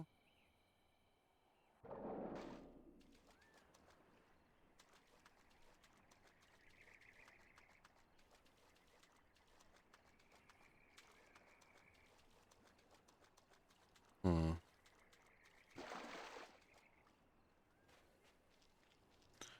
I see a shiny, though. I feel like this is too far out. Request updates.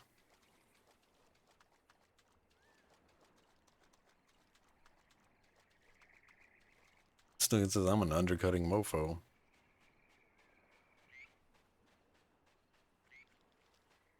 All seedlings. What do they look like? What does it say in here?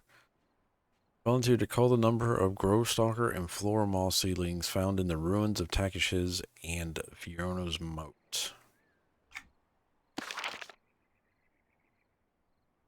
Okay, let's go back up.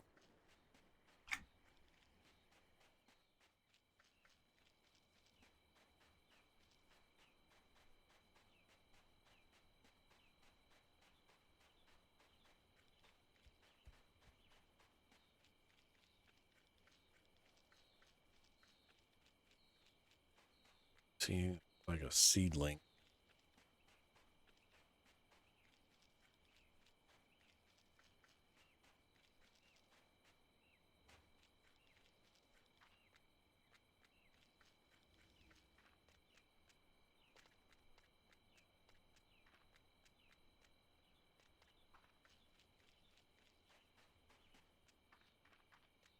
Oh, hello, Mr. Named.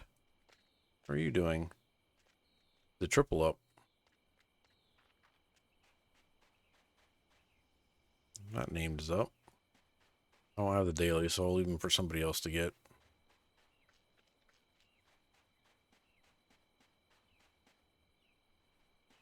Actually, no, I'm gonna kill him. But he drops.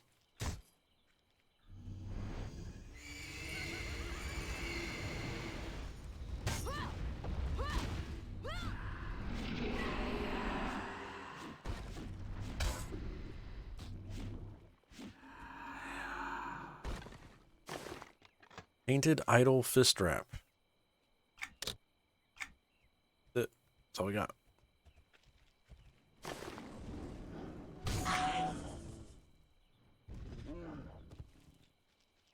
Shall we attempt the triple up named? Anybody want to go? Have a go at it? Amatheon?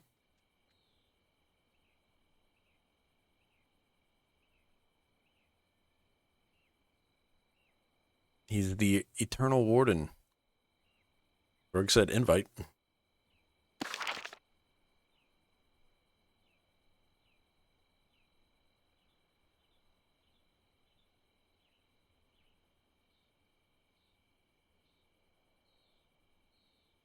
Could use a tank, maybe a healer.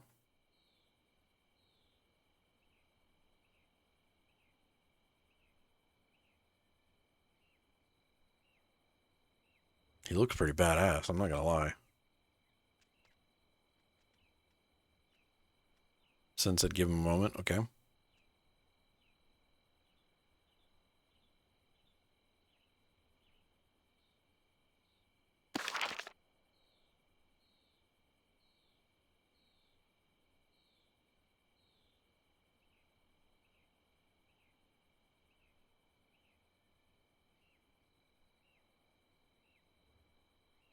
I wonder if these ghost statue things will come into play with this named fight.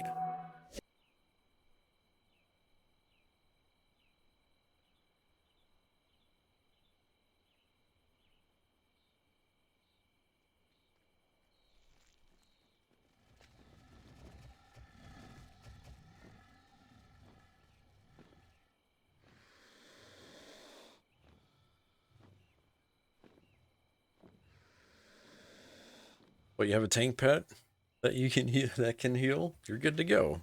Not with the triple ups. The triple ups eat my tank pets.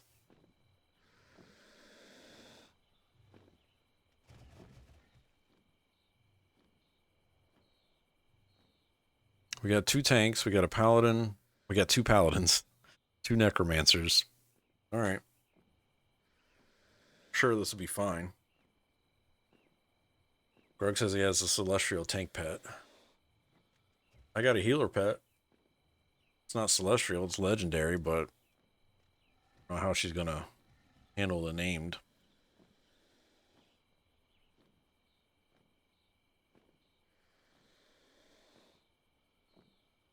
Grug, do you have one of your pets named Nobrin?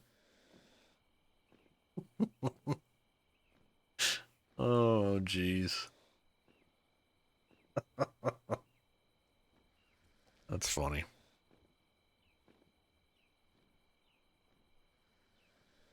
Here's T Bobby.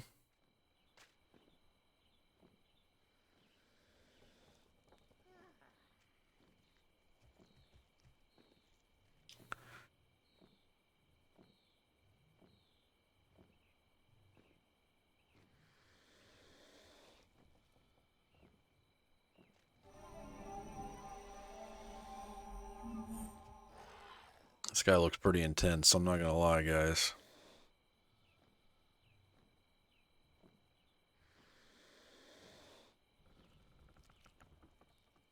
The banana suit.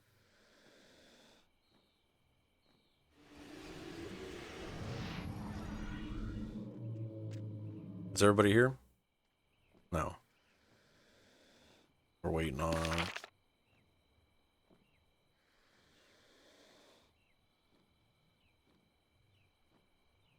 Udra.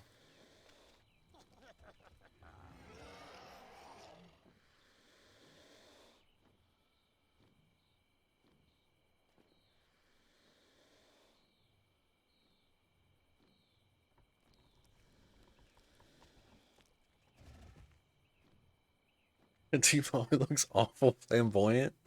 What? I think he looks like a paladin. He's very paladin-ish. I mean, he's got the gold armor, very detailed gold armor. He's got the paladin helmet on with the wings. Got the crusader sword and shield. I mean, we're set. Snookin, I'd love an actual healer. Yeah, that would be awesome. Right now, we're relying on heals from our mercs. I can drop Dralira for an actual healer if you want to come and give it a go.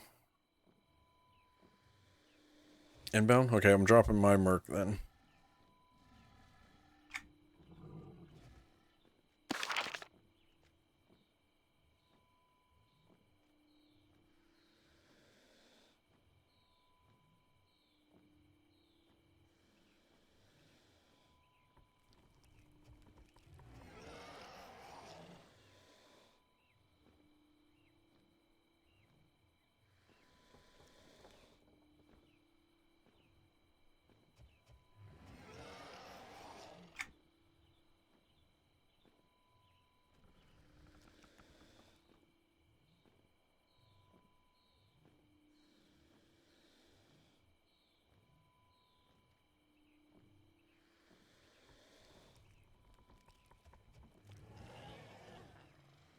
He's a 133 heroic.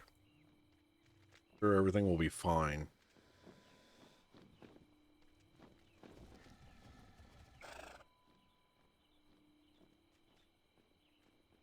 Why does this keep coming up on my map? This last waypoint. I have unread mail in my box.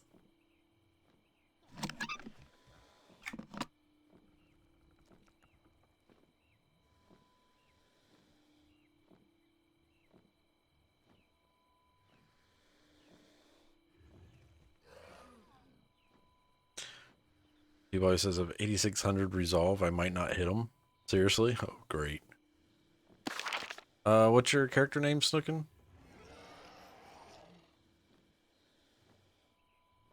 Snookin?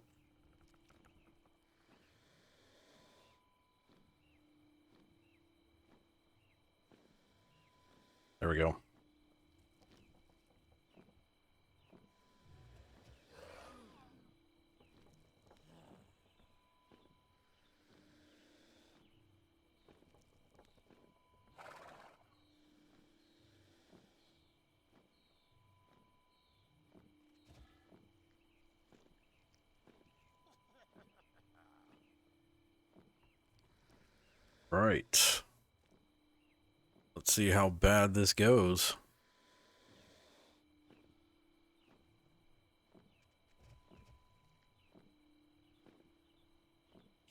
Well, we just need somebody that can take the hits. Really. Well, I guess we all need to be able to take the hits, because if he's got AoE, we're all going to die. Pretty quick. Which I can pretty much assume he's got AoE.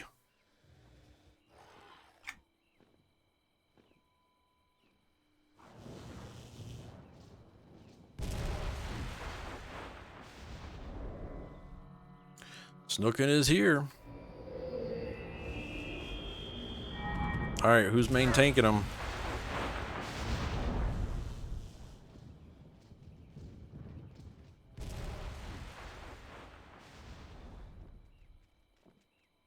I have tank pet up as well, just in case, but don't know if it's gonna matter. Bobby says he can try. Alright.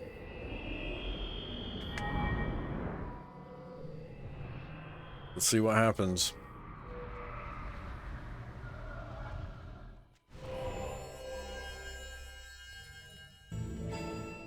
The arena has been entered.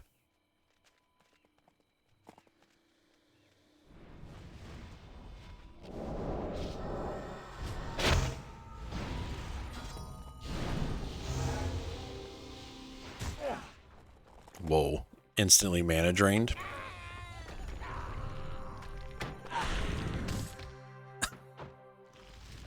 God blessed, man. That dude is badass. Nope. Wow.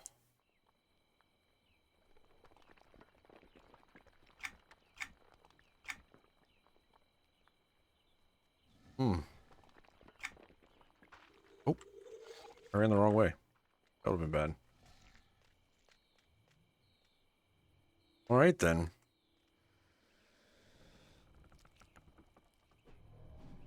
What? What happened? Yeah, right? That, he not only killed me, he killed me twice instantly, says Ludra. Yeah.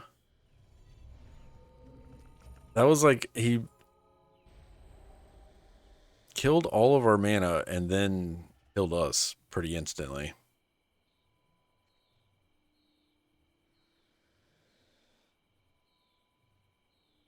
Yeah, I guess that was a waste. Not surprised running with Reeves.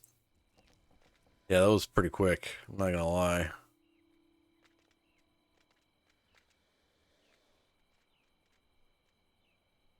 Did anybody actually damage him?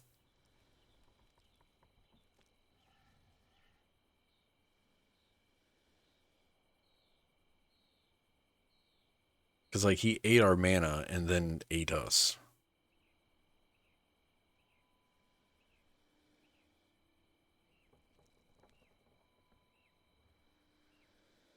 Dang.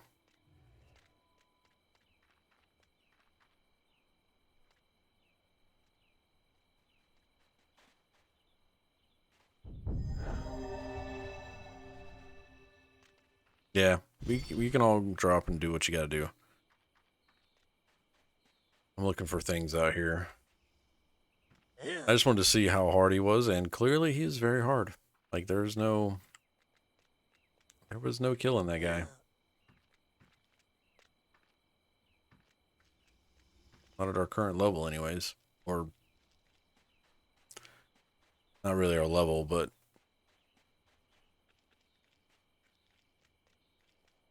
stat-wise, I guess. Gear-wise, there you go.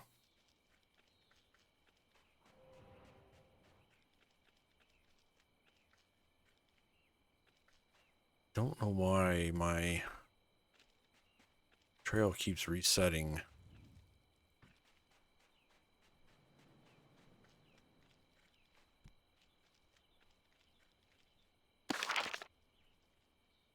This location. All my quests reset. Sluckin's offer, he's giving me something.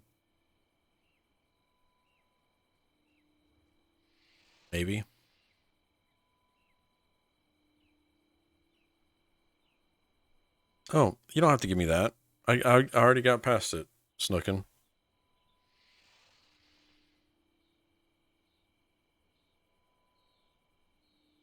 Thank you, though.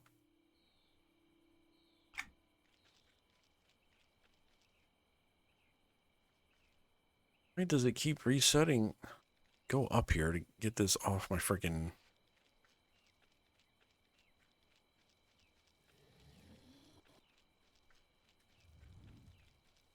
Alright, I'm here. I'm gone. Got some entanglers chasing me.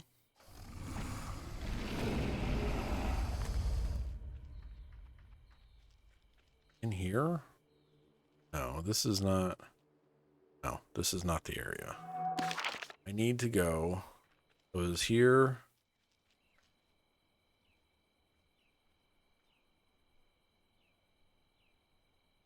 That's not it. Over there, maybe? Somebody's fighting. Oh, my... Then the group is fighting. Bring my mercenary back up.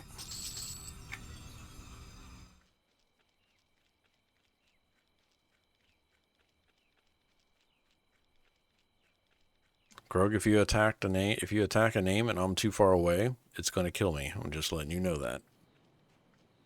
Some kind of weird mechanic where everybody's got to be fighting the same named.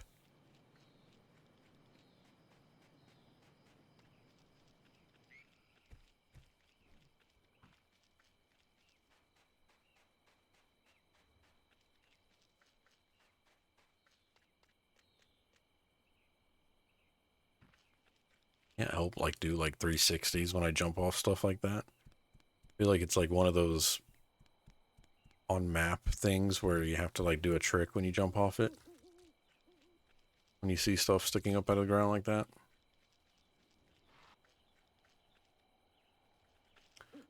Just floor them all.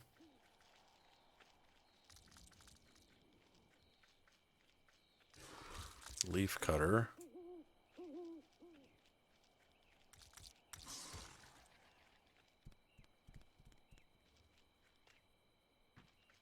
Hardcore. Hey, there they are. Those are what I need. There's one. It's weird too because that AoE will happen, or the mechanic does the same thing to mercenaries. So like if you don't have your mercenary attack the named, the mercenary starts dying super quick. It's a very weird thing that happens, and I'm not sure if it's meant to be that way or if it's like a bug they just haven't fixed yet.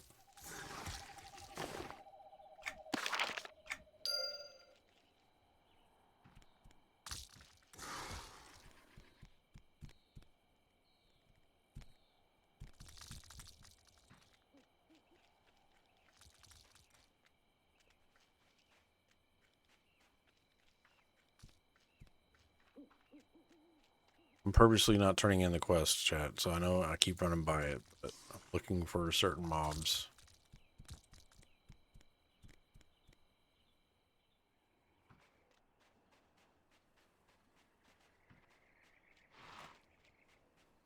And it's like zone wide.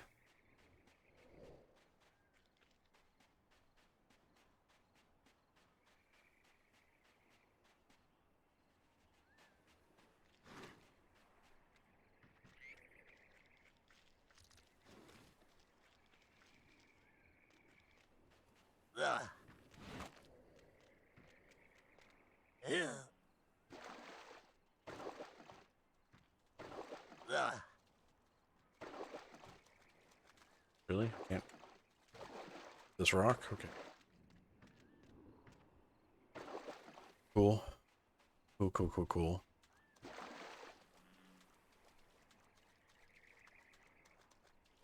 Where the F are all the seedlings at?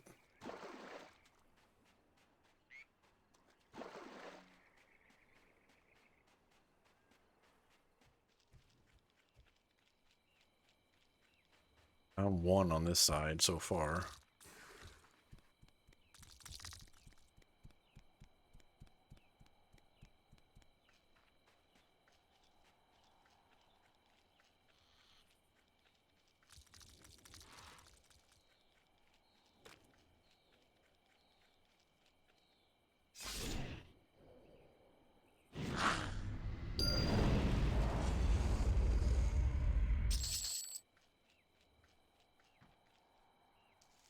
shiny. 2.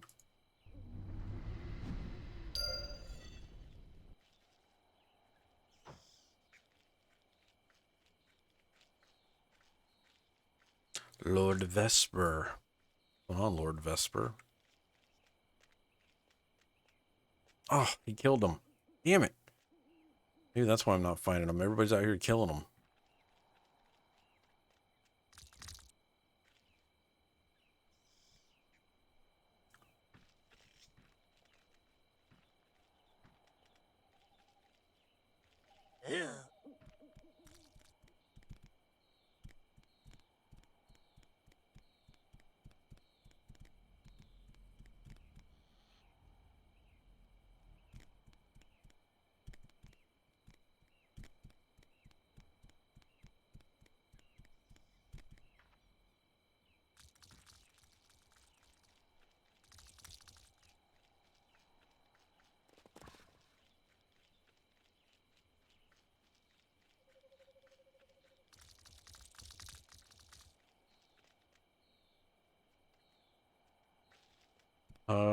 Whoever writes Sin's username gets 315 copper. Just letting you guys know it's out there for the taking. Sin wrote his own username. One way to do it. And then bought everybody around for 241 copper. Nice, everybody wins. It's a win-win.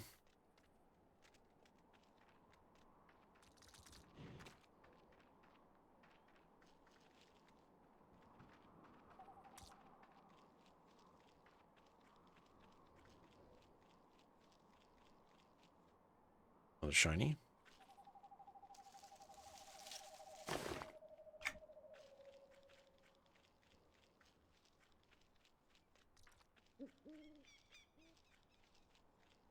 Careful.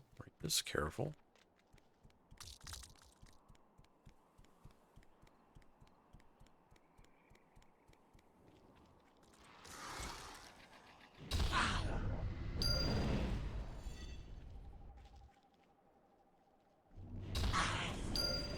Six of 8.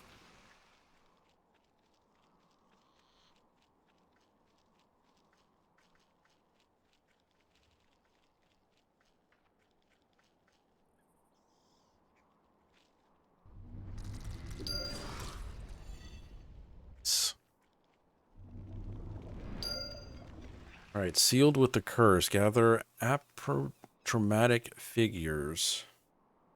First Eldar for protective amulets. Obtain third. Where's this place at? So hoping I can retrieve figures, amulets, and particular scroll from within the buried Takish his foundation of knowledge. That's the instance, isn't it? That's an instance.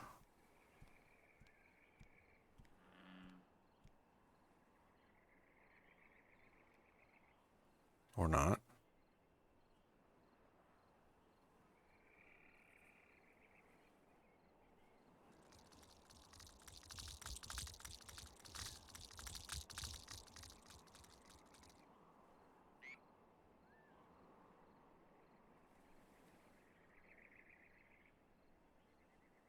Wait, where is this?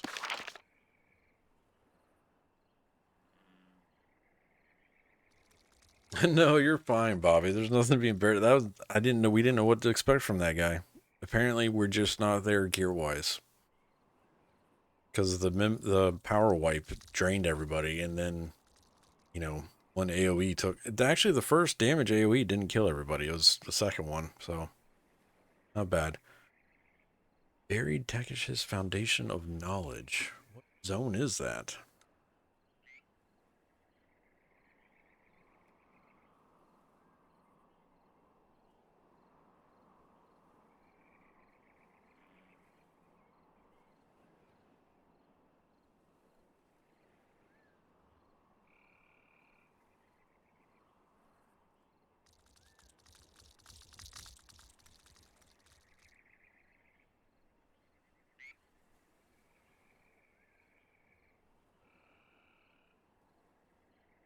The plateaus. I missed that quest.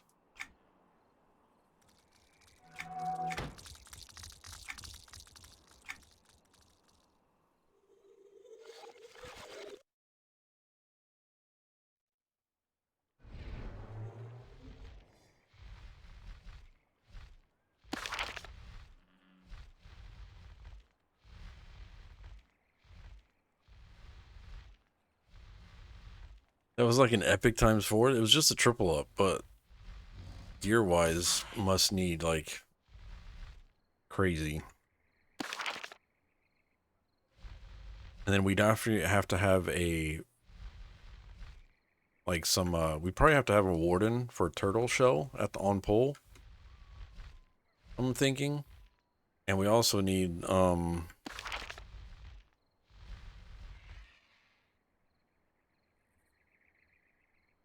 well, yeah, we had the tank, so I think that's why we survived the first wave of AoE, but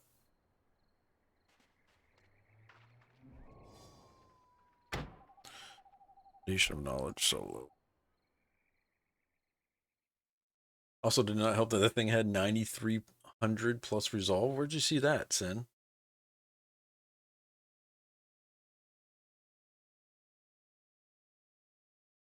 Does it show that somewhere?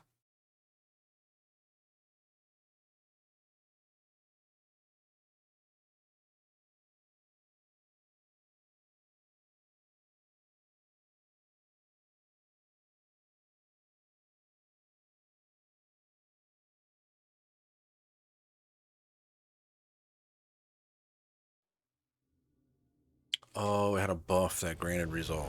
Okay.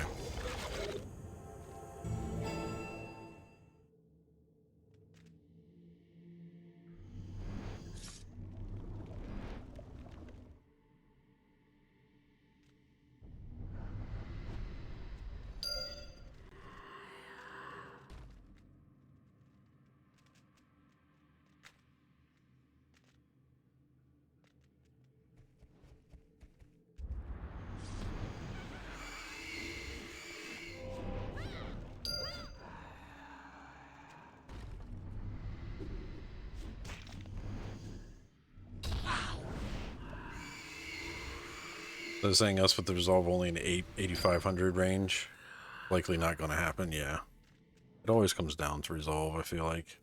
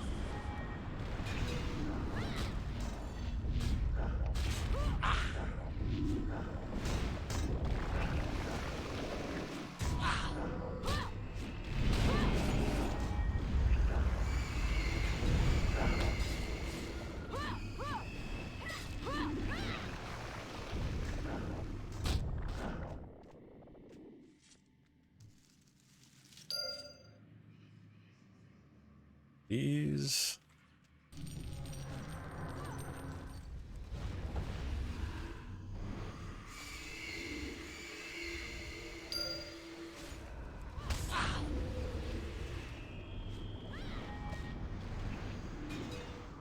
Classic stream group wipe, though. Yep.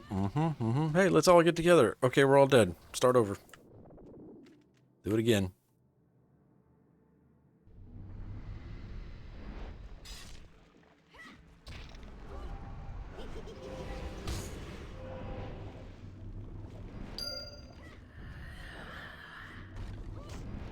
This is going to be epic.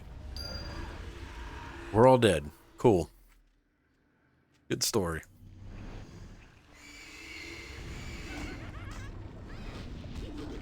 Should totally make that a clip. Like, have us all getting together really slow and with epic music in the background. It cuts to each person getting their potions ready and their spells upgraded and stuff like that, right? And then we get there, tank goes in, everybody dies. The end.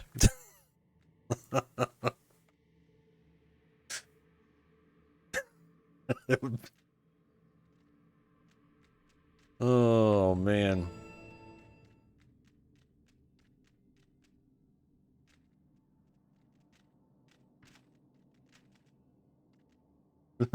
Goes wild, yeah. Oh, my goodness. Red Baron does not recognize any of you as its master. Oh, shit.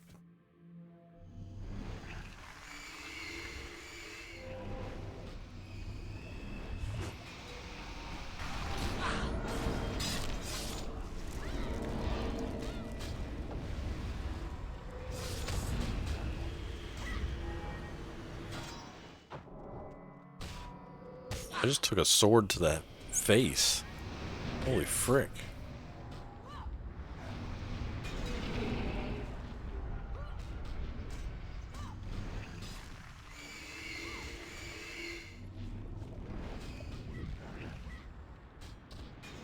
Standing ovation.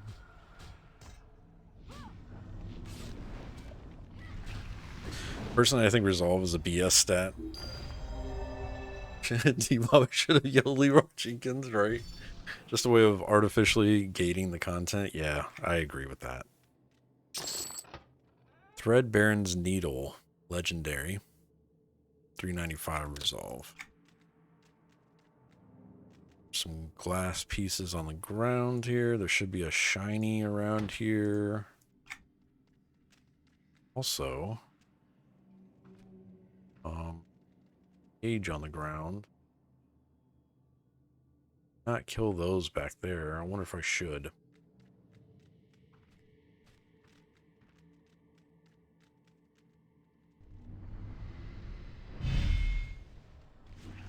Love that resist sound. Just love it so much. That looks pretty far down there.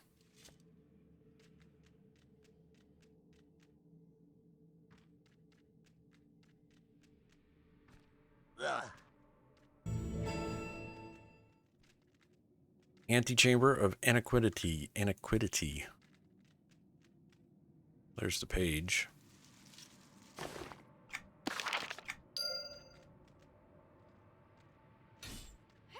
Shit. We're doing this. There be ghosts.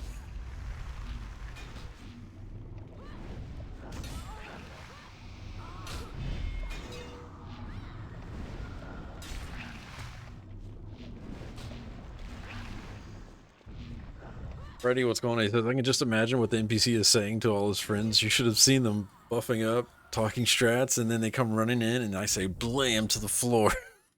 Yeah.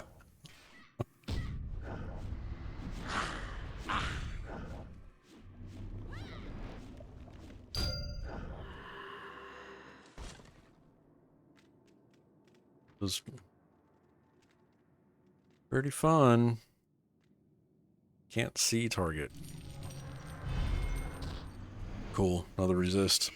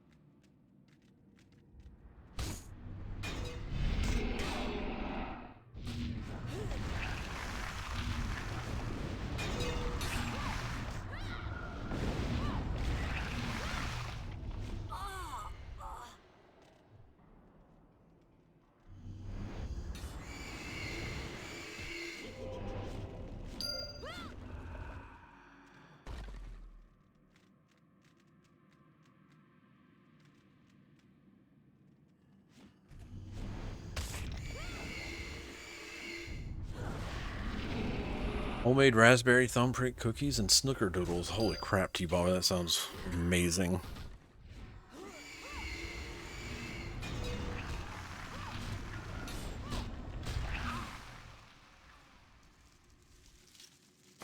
So, Roach,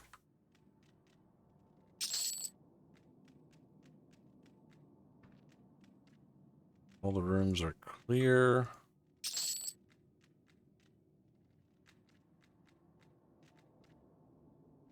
Clickies. Oh, there is a clicky, actually.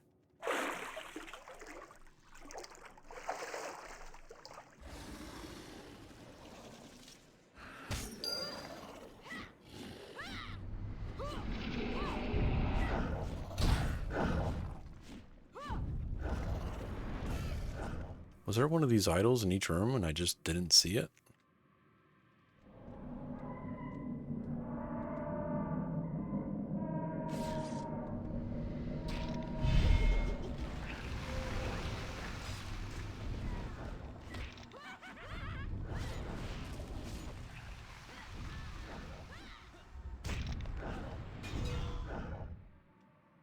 In Illidan's voice, you were not prepared. Yeah. Right, Mega? For sure. Gordon says, somehow I managed to level through KOS content back in the day. There's so much of Barren Sky on Bonemire that I've never seen before. Those quest lines are long, and they're actually pretty entertaining, if I'm honest. We did the armor quest timeline on the PvP character, and actually had a lot of fun with it over on Terranex.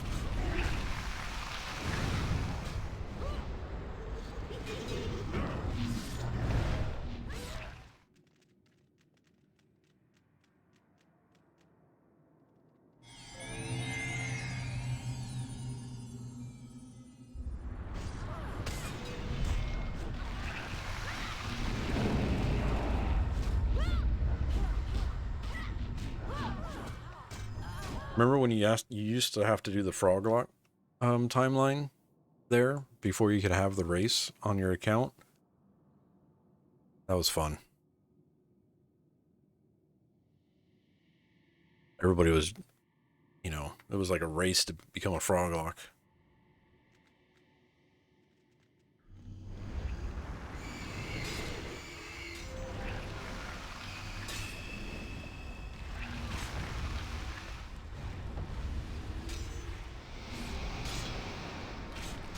You must read the tablet passage from the proper tablet to ease the pain of the plane. Excuse me?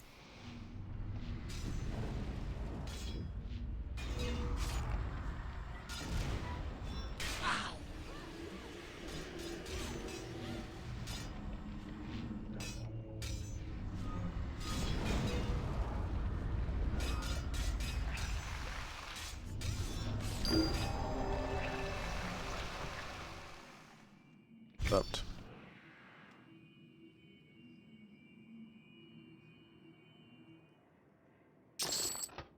Planewalker's Buckler. Well, hello, beautiful. Hey, what's up, Dark Inside? How are you doing, sir? I wonder if it was one of those I was supposed to click on. Where's this go? Actually, wait. Nothing in there. Okay. Killing Vinicor unlocked the froggies for everyone. It was a cool system, yeah. I thought Froglock was a quest that you only had one person per server had to do, kind of like the soul for God of... I don't remember actually now. I thought you had to do the timeline in Tenebris to unlock Froglocks.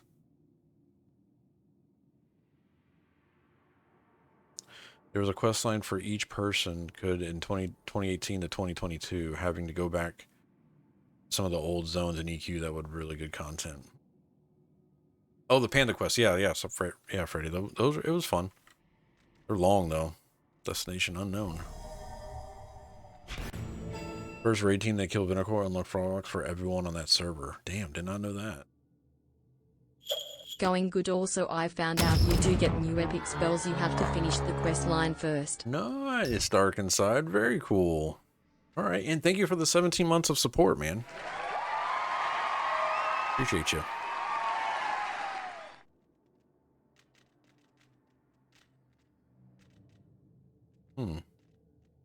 Watcher of the Gates, you say? Do we fight this person in the middle? Oh, that would be interesting.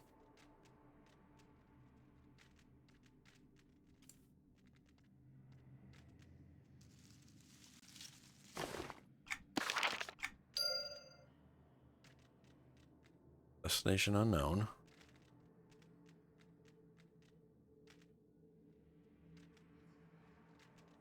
There.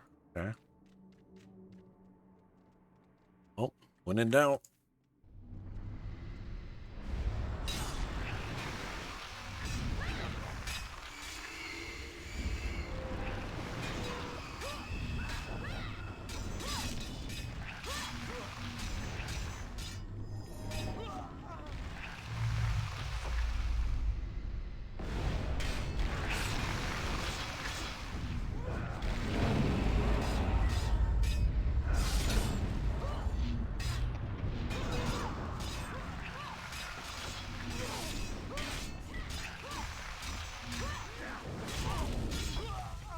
Oh, okay, that's what I was going to say. I did not go do the quest back then, but had the race. Nice. Yeah, only kind of similar thing was the first raid that killed Shanti's soul unlocked the ability for people to worship her on the server, which made no sense lore-wise, but whatevs. Thank you, Mega. So everyone gets a new epic spells, but you have to finish the quest timeline first. I guess whichever. I've only ever finished like one timeline, so it was Age of what the AOM. For some reason I think that's, I'm not thinking of what AOM is. Wait a minute. Those weren't there before.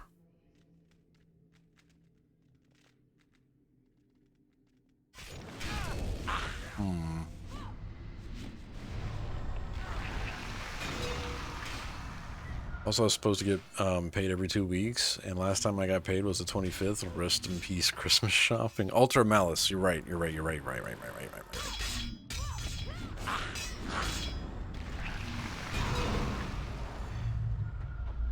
If anything, banishing Asante's rule back to the void should have made her unworshipable, but, you know, reasons.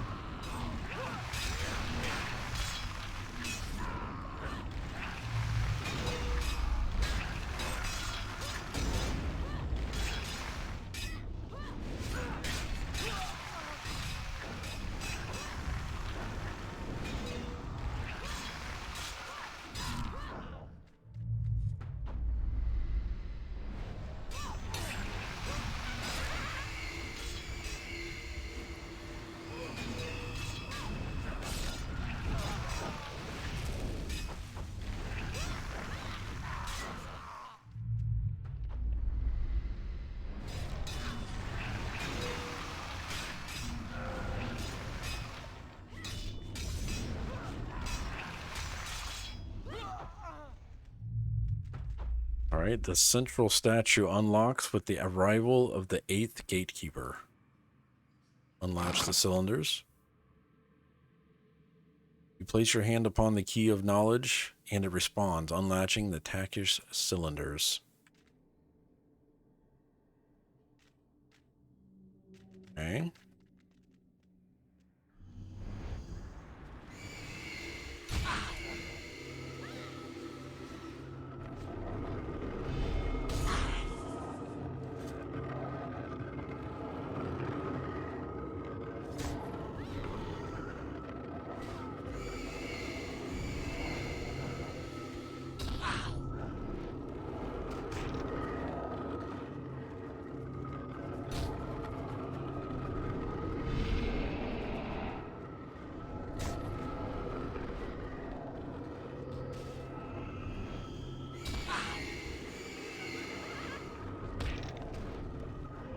Not really sure what's going on here, but we're just going to get them all together and kill them as fast as possible.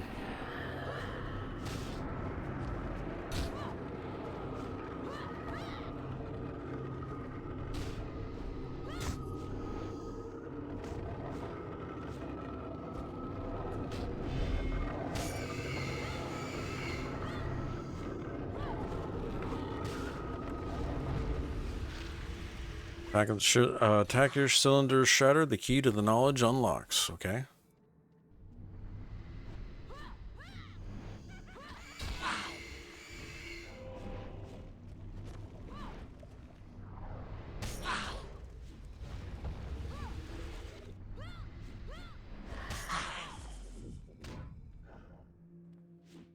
52%.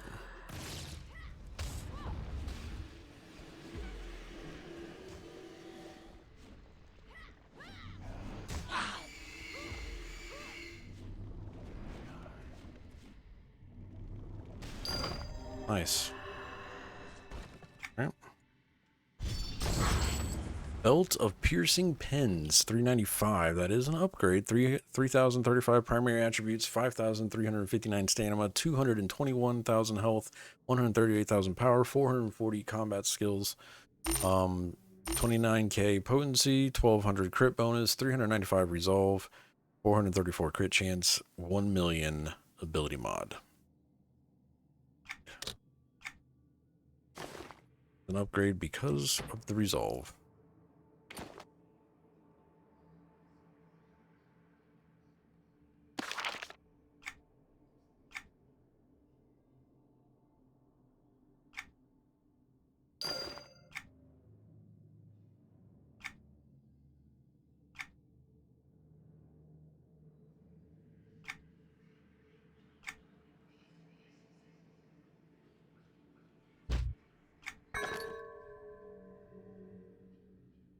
All right. Should be a shiny in here, or maybe not.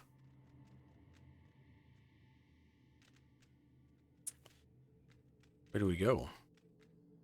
That one. That one. Oh. Okay. Whoa, hold on. Pull that in here.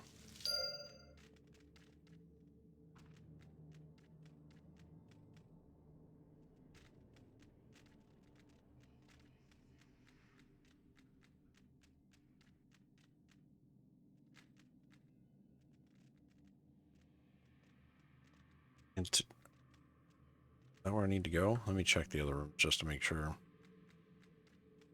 Destination unknown is that one. That's probably the one I need to go to. Just want to make sure I didn't miss any of those stone things.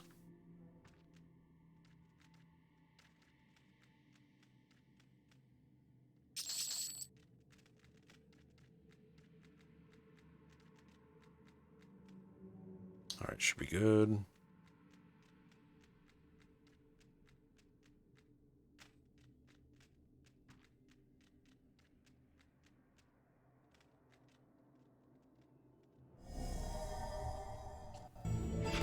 Now I'm eating freshly made almond joy drops. Damn, Bobby. Making me hungry, man.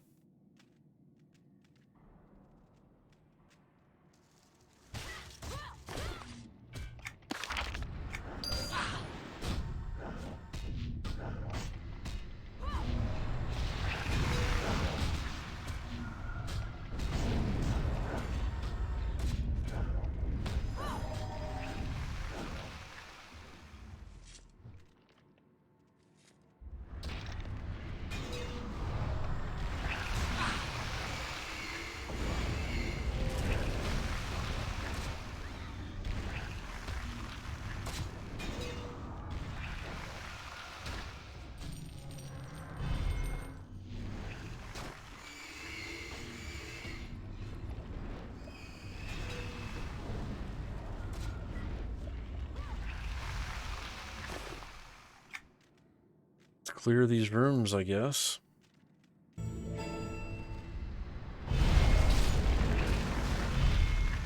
Oh, the resists are real.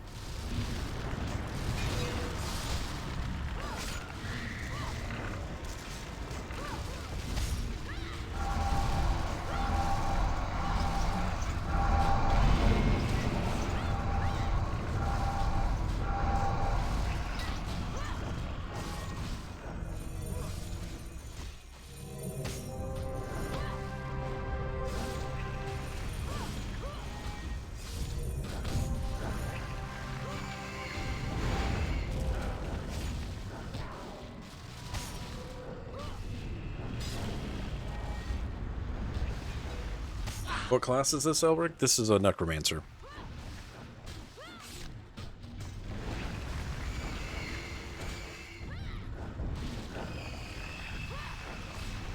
How you doing? Happy Sunday.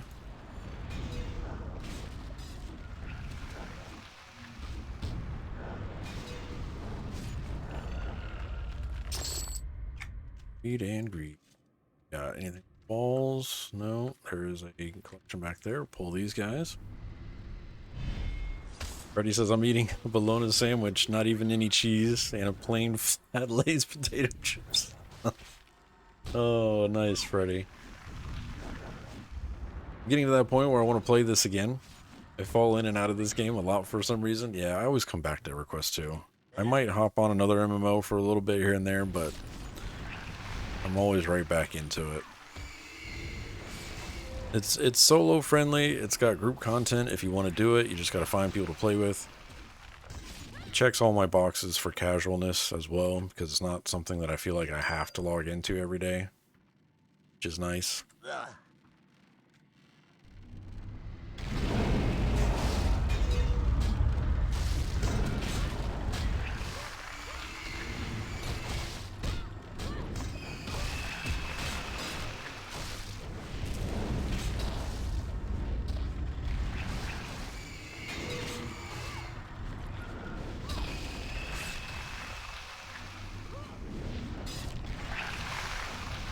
At least that's better than a wish sandwich, Freddy. Just like EVE Online, no one ever quits. They just take extended breaks. Hell yeah.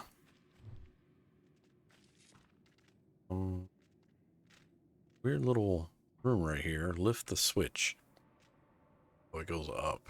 Let's make sure there's nothing else to click in here.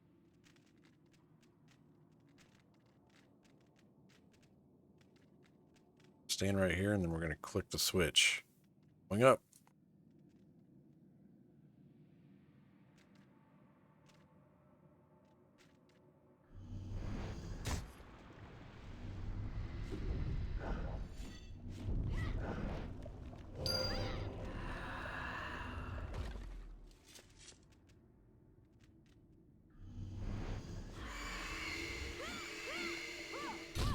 You know the kind when you have 2 slices of bread and wish you had some meat? When I was a kid, we used to eat, I mean, we were pretty poor, not gonna lie, but like, I don't know if y'all had this when you were kids, just 2 slices of bread and some ketchup. I used to snack on that all the time when I was a kid. Or just 2 slices of bread and a piece of cheese in the middle. That was my sandwich when I was a kid.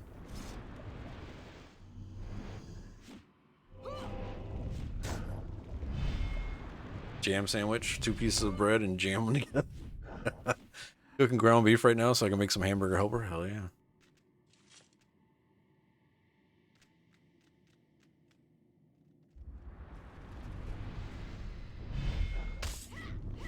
Had 2 slices of bread with Miracle Whip. Yeah, my grandma had Miracle Whip all the time.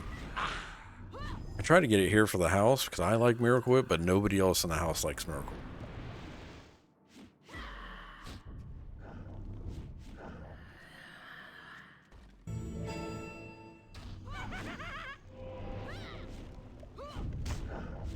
Mayo sandwiches. Size of bread. Yeah, I read that. That was amazing. Can't read. I was never that poor. Damn, Dark. Yeah. Another thing my mom would do, she would toast Cheerios. Like in the oven.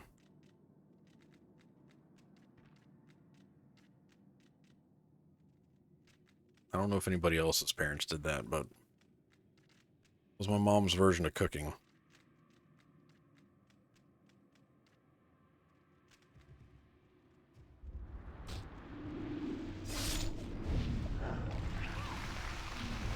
A lot of macaroni and cheese, and not even the good mac and cheese. Just a lot of powdered macaroni and cheese.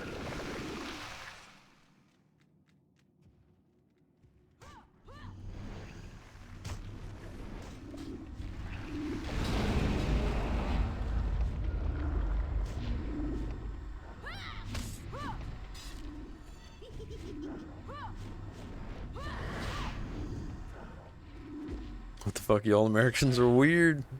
As a kid, I loved Miracle Whip and hated mayo. Now it's the reverse. We had marshmallow puff sandwich. Yes, marshmallow puff, man. That was fancy for us. That was like a treat. There was my mom's friend. She would always bring over these, I don't know what they're called, but they're like peanut butter and marshmallow puff. Like candy, like little treat things. Are they called Buckeyes? I don't remember what they're called. They were really good.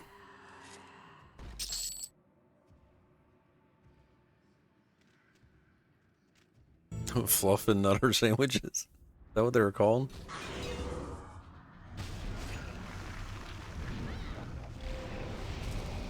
Cheese Whiz. Yeah, we did some Cheese Whiz and crackers a lot.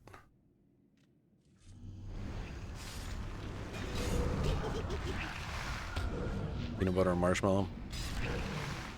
You ever have puff and banana? No. I still do peanut butter and banana a lot, though.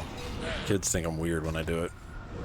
But I'll put some peanut butter on 2 pieces of bread, slice some bananas, and put it together. Delicious.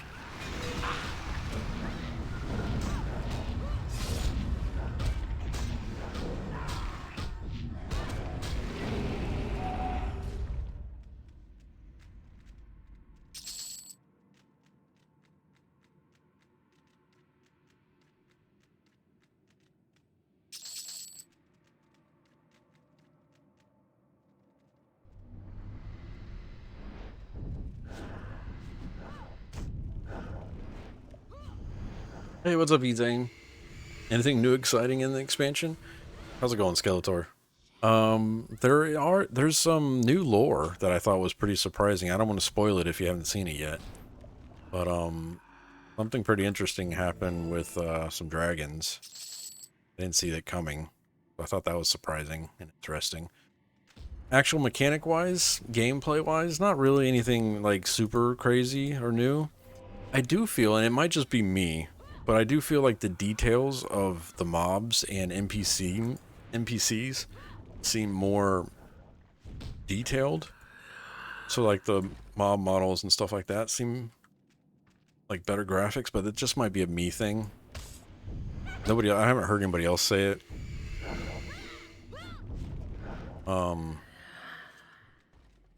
Zone creation modeling seems okay. It's not crazy. I mean, it feels very familiar.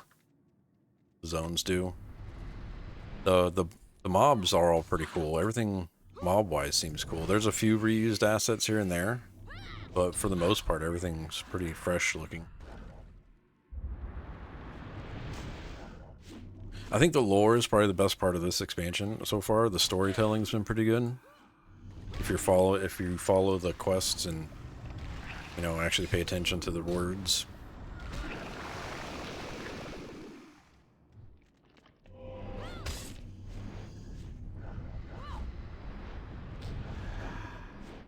Crafting timeline's been pretty entertaining. Except for that last one that I did in that instance. The quest dialogue didn't really walk you through what you were supposed to do there towards the end.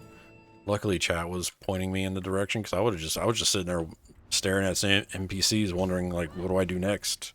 Because the quest doesn't update and dictate anything.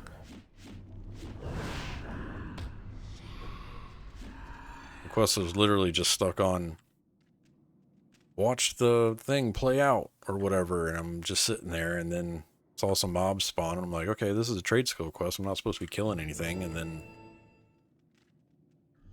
when Snookin was like, you gotta gather the roots and the flowers, and I'm like, oh, it doesn't say that. Then you use the roots and the flowers to kill the mobs, and I'm like, okay.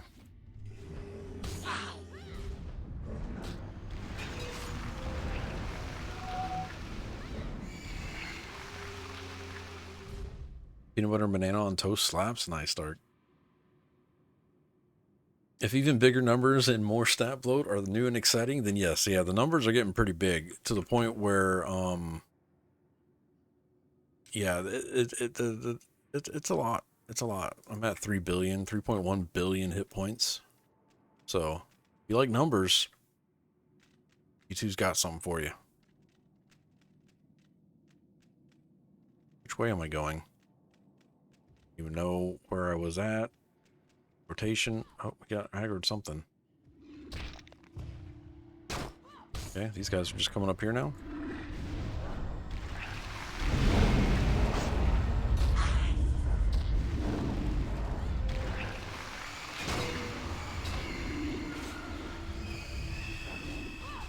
The mobs look pretty nice. Yeah, I think the detail of the artwork on the design is really good. Like, they've really stepped it up there.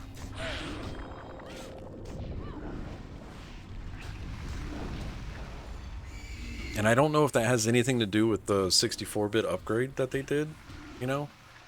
They didn't do that this expansion. The 64-bit was, you know, mid last year, right, Chad? It was like in May or something. May of this year, I guess. I'm already in January in my head. It's 2023 in my head right now.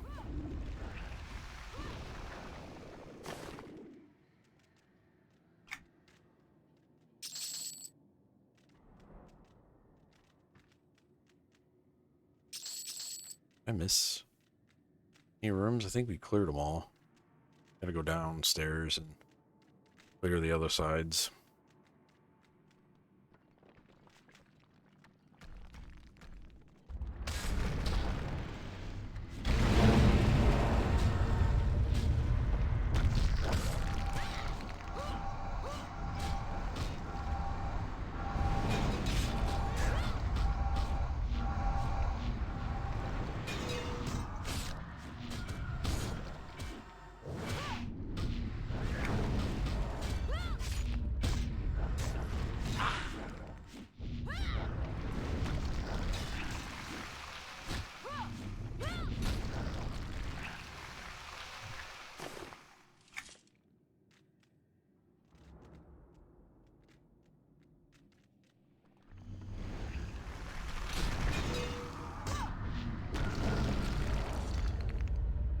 Just named NPCs handing out ass whoopings. Yeah, we did get rolled by a triple up named. We got a group together to try to kill it, and we died pretty instantly. It was pretty funny.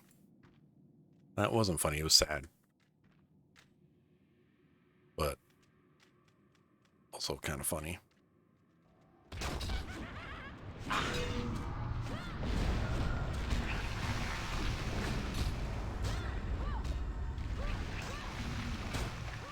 Yeah, I think I may install this again. I'll have to start a new character and get used to it all over. Yeah, the return curve and the learning curve, it's a little different in EQ2 because there's so many systems in place, stat-wise, character building, all of that. It's a whole thing.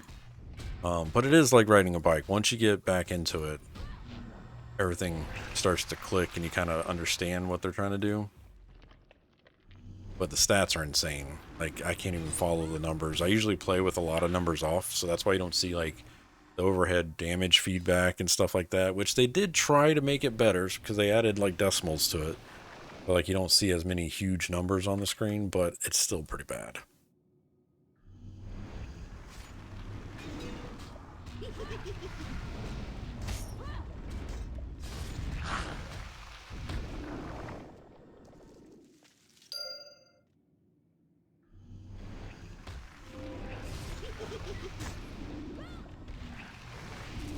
Oh shit, I'm over on time, guys. And I need to get going because we gotta go shopping. I don't know how much more of this zone I have.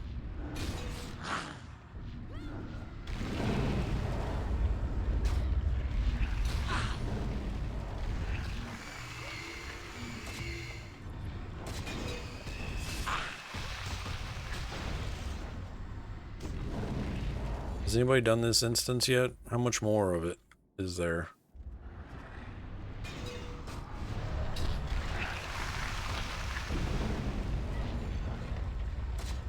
Make sure you have 2 quests to the point into Overgrowth and Catholic Course before you go down in there. Otherwise, you get to do them twice.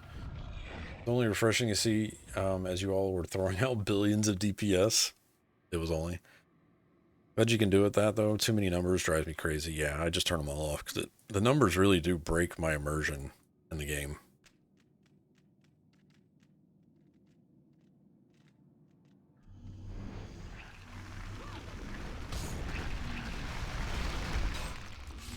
Yeah, we still gotta, I gotta do grocery shopping for the week, plus, Veronica wants to go to the bookstore. Still need to get a few things for the kids for Christmas. We had everything lined out to see what we were missing, and we're missing a few things. Not a lot, just a few things.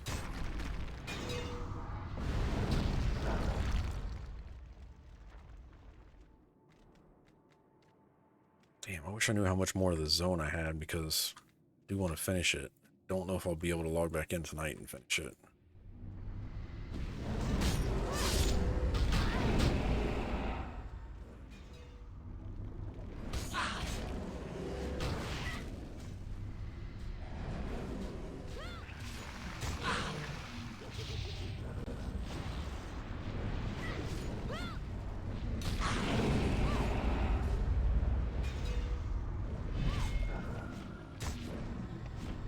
This room seems promising.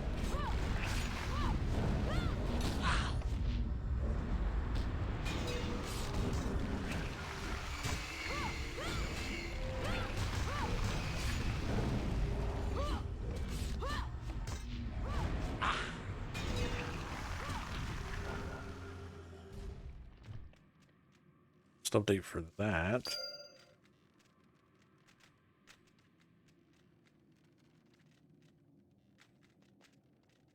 Circle of Summoning. Rune on that one.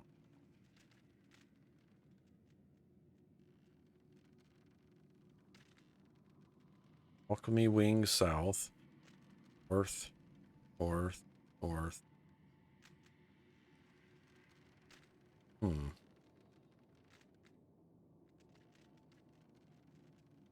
Gonna be a mechanic in this room, it looks like. Oh, there's a named. Fuck it.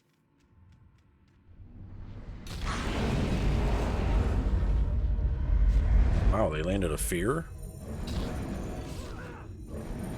Dying. Dead.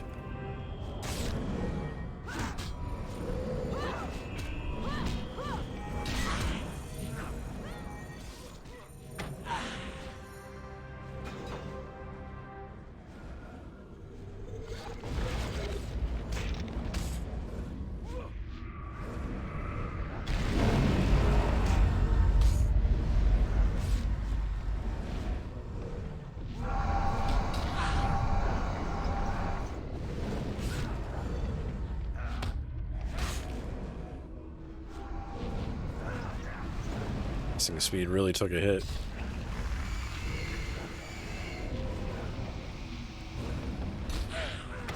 Damn.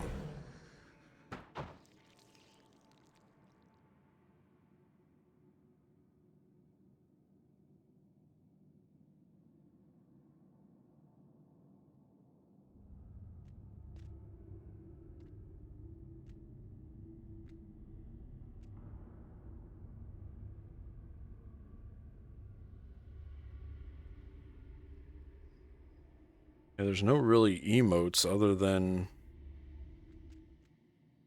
just from a break at the Alchemy Wing North Botany. Huh. Did I mention this dude was tough? You have to kill a couple of ads first. Thou hath been Shadowrun. I know. That's actually the first. I mean, this is the first instance I've died in. Chat, I hate to do it, but I'm going to have to get going. I got to get going because we got to go shopping. And with that death, I think that's a good stopping point. We did make progress today on the, made progress on the crafting timeline. So we're fully in, well, not fully, because we had to come back to Rajdur to do this instance for, Sealed with a Curse quest. I don't remember exactly where I got this from, but it gives a cloak, which is not an upgrade, but it is one of the side missions, I think. And the last part of this quest is to obtain the Scroll of Aversion. So I think we're pretty close to finishing it. If I do finish it off stream, I'll try to remember to record it, but for the most part, we might have to run this instance again next time. We'll just start off next Saturday with this instance or something. Tuesday is the next planned stream. I should be live on Tuesday around 6:37-ish p.m. Eastern. We'll be playing New World, doing some more character building with our healer build, working on Life Staff and Void Gauntlet. So be here for that. Let me know if you want to run with me for that as well. We'll try to find a good spot for experience over in Brimstone and just grind it out, get some more chests and all that fun stuff. If we can get enough people together, we can do one of the heroic areas because the chests are better there. We get more resources and better loots. But figure it out. That's gonna do it for me today, though. Appreciate you guys hanging out. Thank you. Dark Inside with the 17 months of support. Sergeant Major Fish, thank you for the follow. Tup with the 11 months of support. And Kozad with the 24 months of support. Thank you guys for the resubs. Appreciate y'all. Thank you, Elric. Have a good one, man. You have that game too? Nice, Dark. I mean, nice, Elric. I called you Dark. My bad.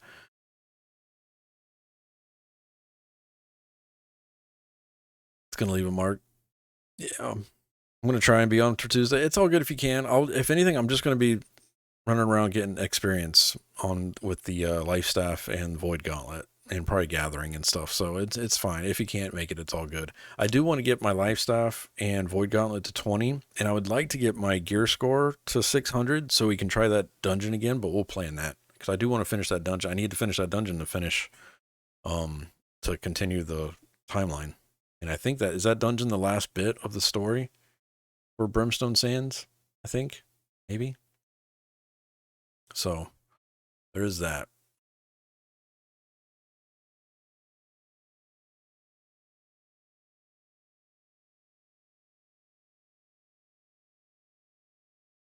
So I've been having a good time with New World. It's been scratching all the itches, so I like it. All right. If you are new to the channel, consider hitting that follow button. I'd appreciate it. It'll let you know when I'm going live and what I'm playing. Current schedule right now is Tuesdays is New World. Saturdays and Sundays we do EverQuest 2. Lately in EverQuest 2 we've been playing through the new expansion, Renewal of Row. After I get done with this playthrough on live, we'll probably transition back to the permadeath challenge over on Varsoon, which is on the time-locked expansion server. We're running a little community challenge there where when our character dies, we have to delete them, and then our characters are randomized for what we play next. So our race and our class are completely random, and we have to play that until it dies. So we've been doing that on Varsoon. It's been fun. Right now we're level 40 something over there, I think. So that's actually the highest level character that I've had. It's an Ogre Bruiser. It is my, what is it, my 9th character, I think. I have to look at the sheet. But we have a whole rule set. You can find it over here. The actual roster hasn't been updated in a bit. I still need to update that. But if you go to that, it has our rule set there and the current roster for the guild and all that stuff.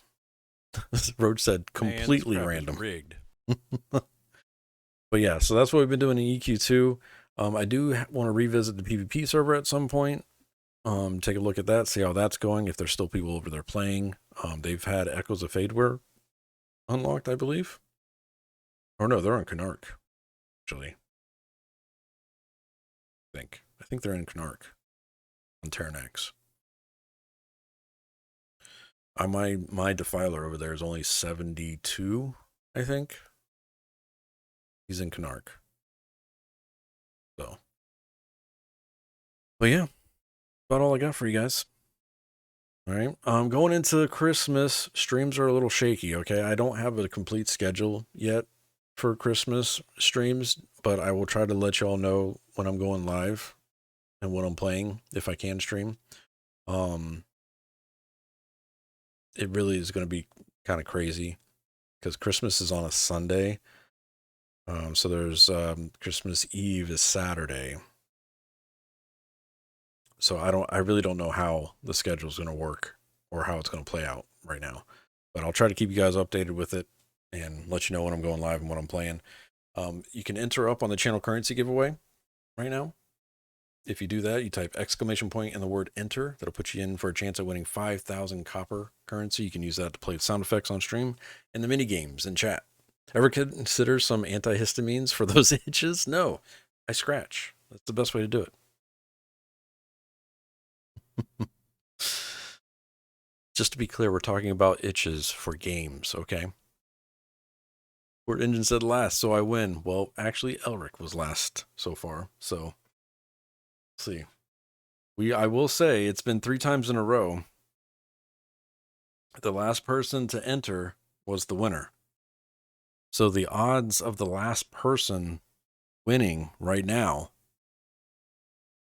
are kind of crazy. Oh, now Jorm's the last person to enter.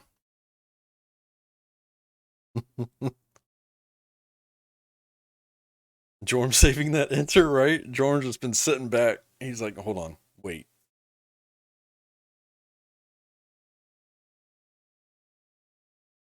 All right, anybody else? Gonna interrupt because I'm gonna close it. 2, 4, 6, 8, 10, 12, 13 people currently for a chance at 5,000 copper pieces. Jorm seems like the one of those that roots and nuke types. All right. Closing the giveaway in 5, 4, 3, 2, 1. Entries have stopped. And the winner today is Snookin. Snookin was number 5 to enter up. Congrats, Snook. Man, this crap is rigged. Oh, that's the wrong command. Give at Snookin 5,000 copper. There you go, sir. Thank you for the res after we tried to kill a heroic mob in EQ2. Well, actually, a triple up heroic, because we killed a lot of heroic mobs in EQ2 today, but not one that was, required 4 groups.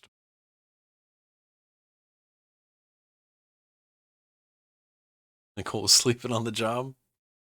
Oh, no. Oh, no. All right, guys. That's going to do it for me today. I'm going to get out of here. Thank you all for watching. Thank you for hanging out. Thank you for all the questions in the chats today. I appreciate it. If anybody has any questions or runs into a spot in EQ2 where you're just like, I don't know what I'm supposed to be doing right now, don't be afraid to hit us up over in Discord. We might not answer right away because IRL is, IRL. But if somebody has an answer for you, they'll be able to point you in the right direction. All right.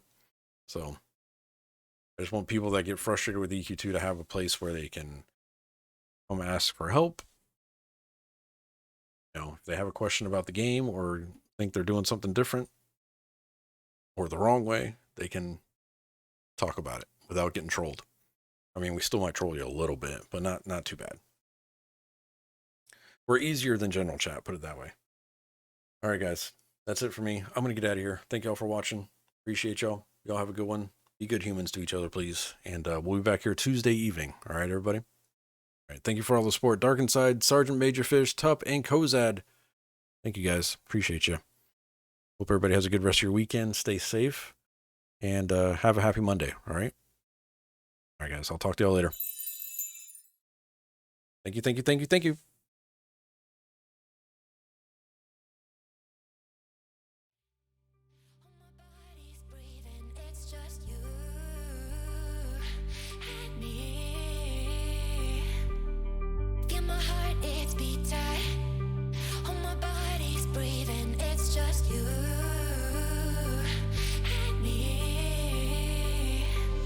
I'm so caught in this, we're so lost deep in it.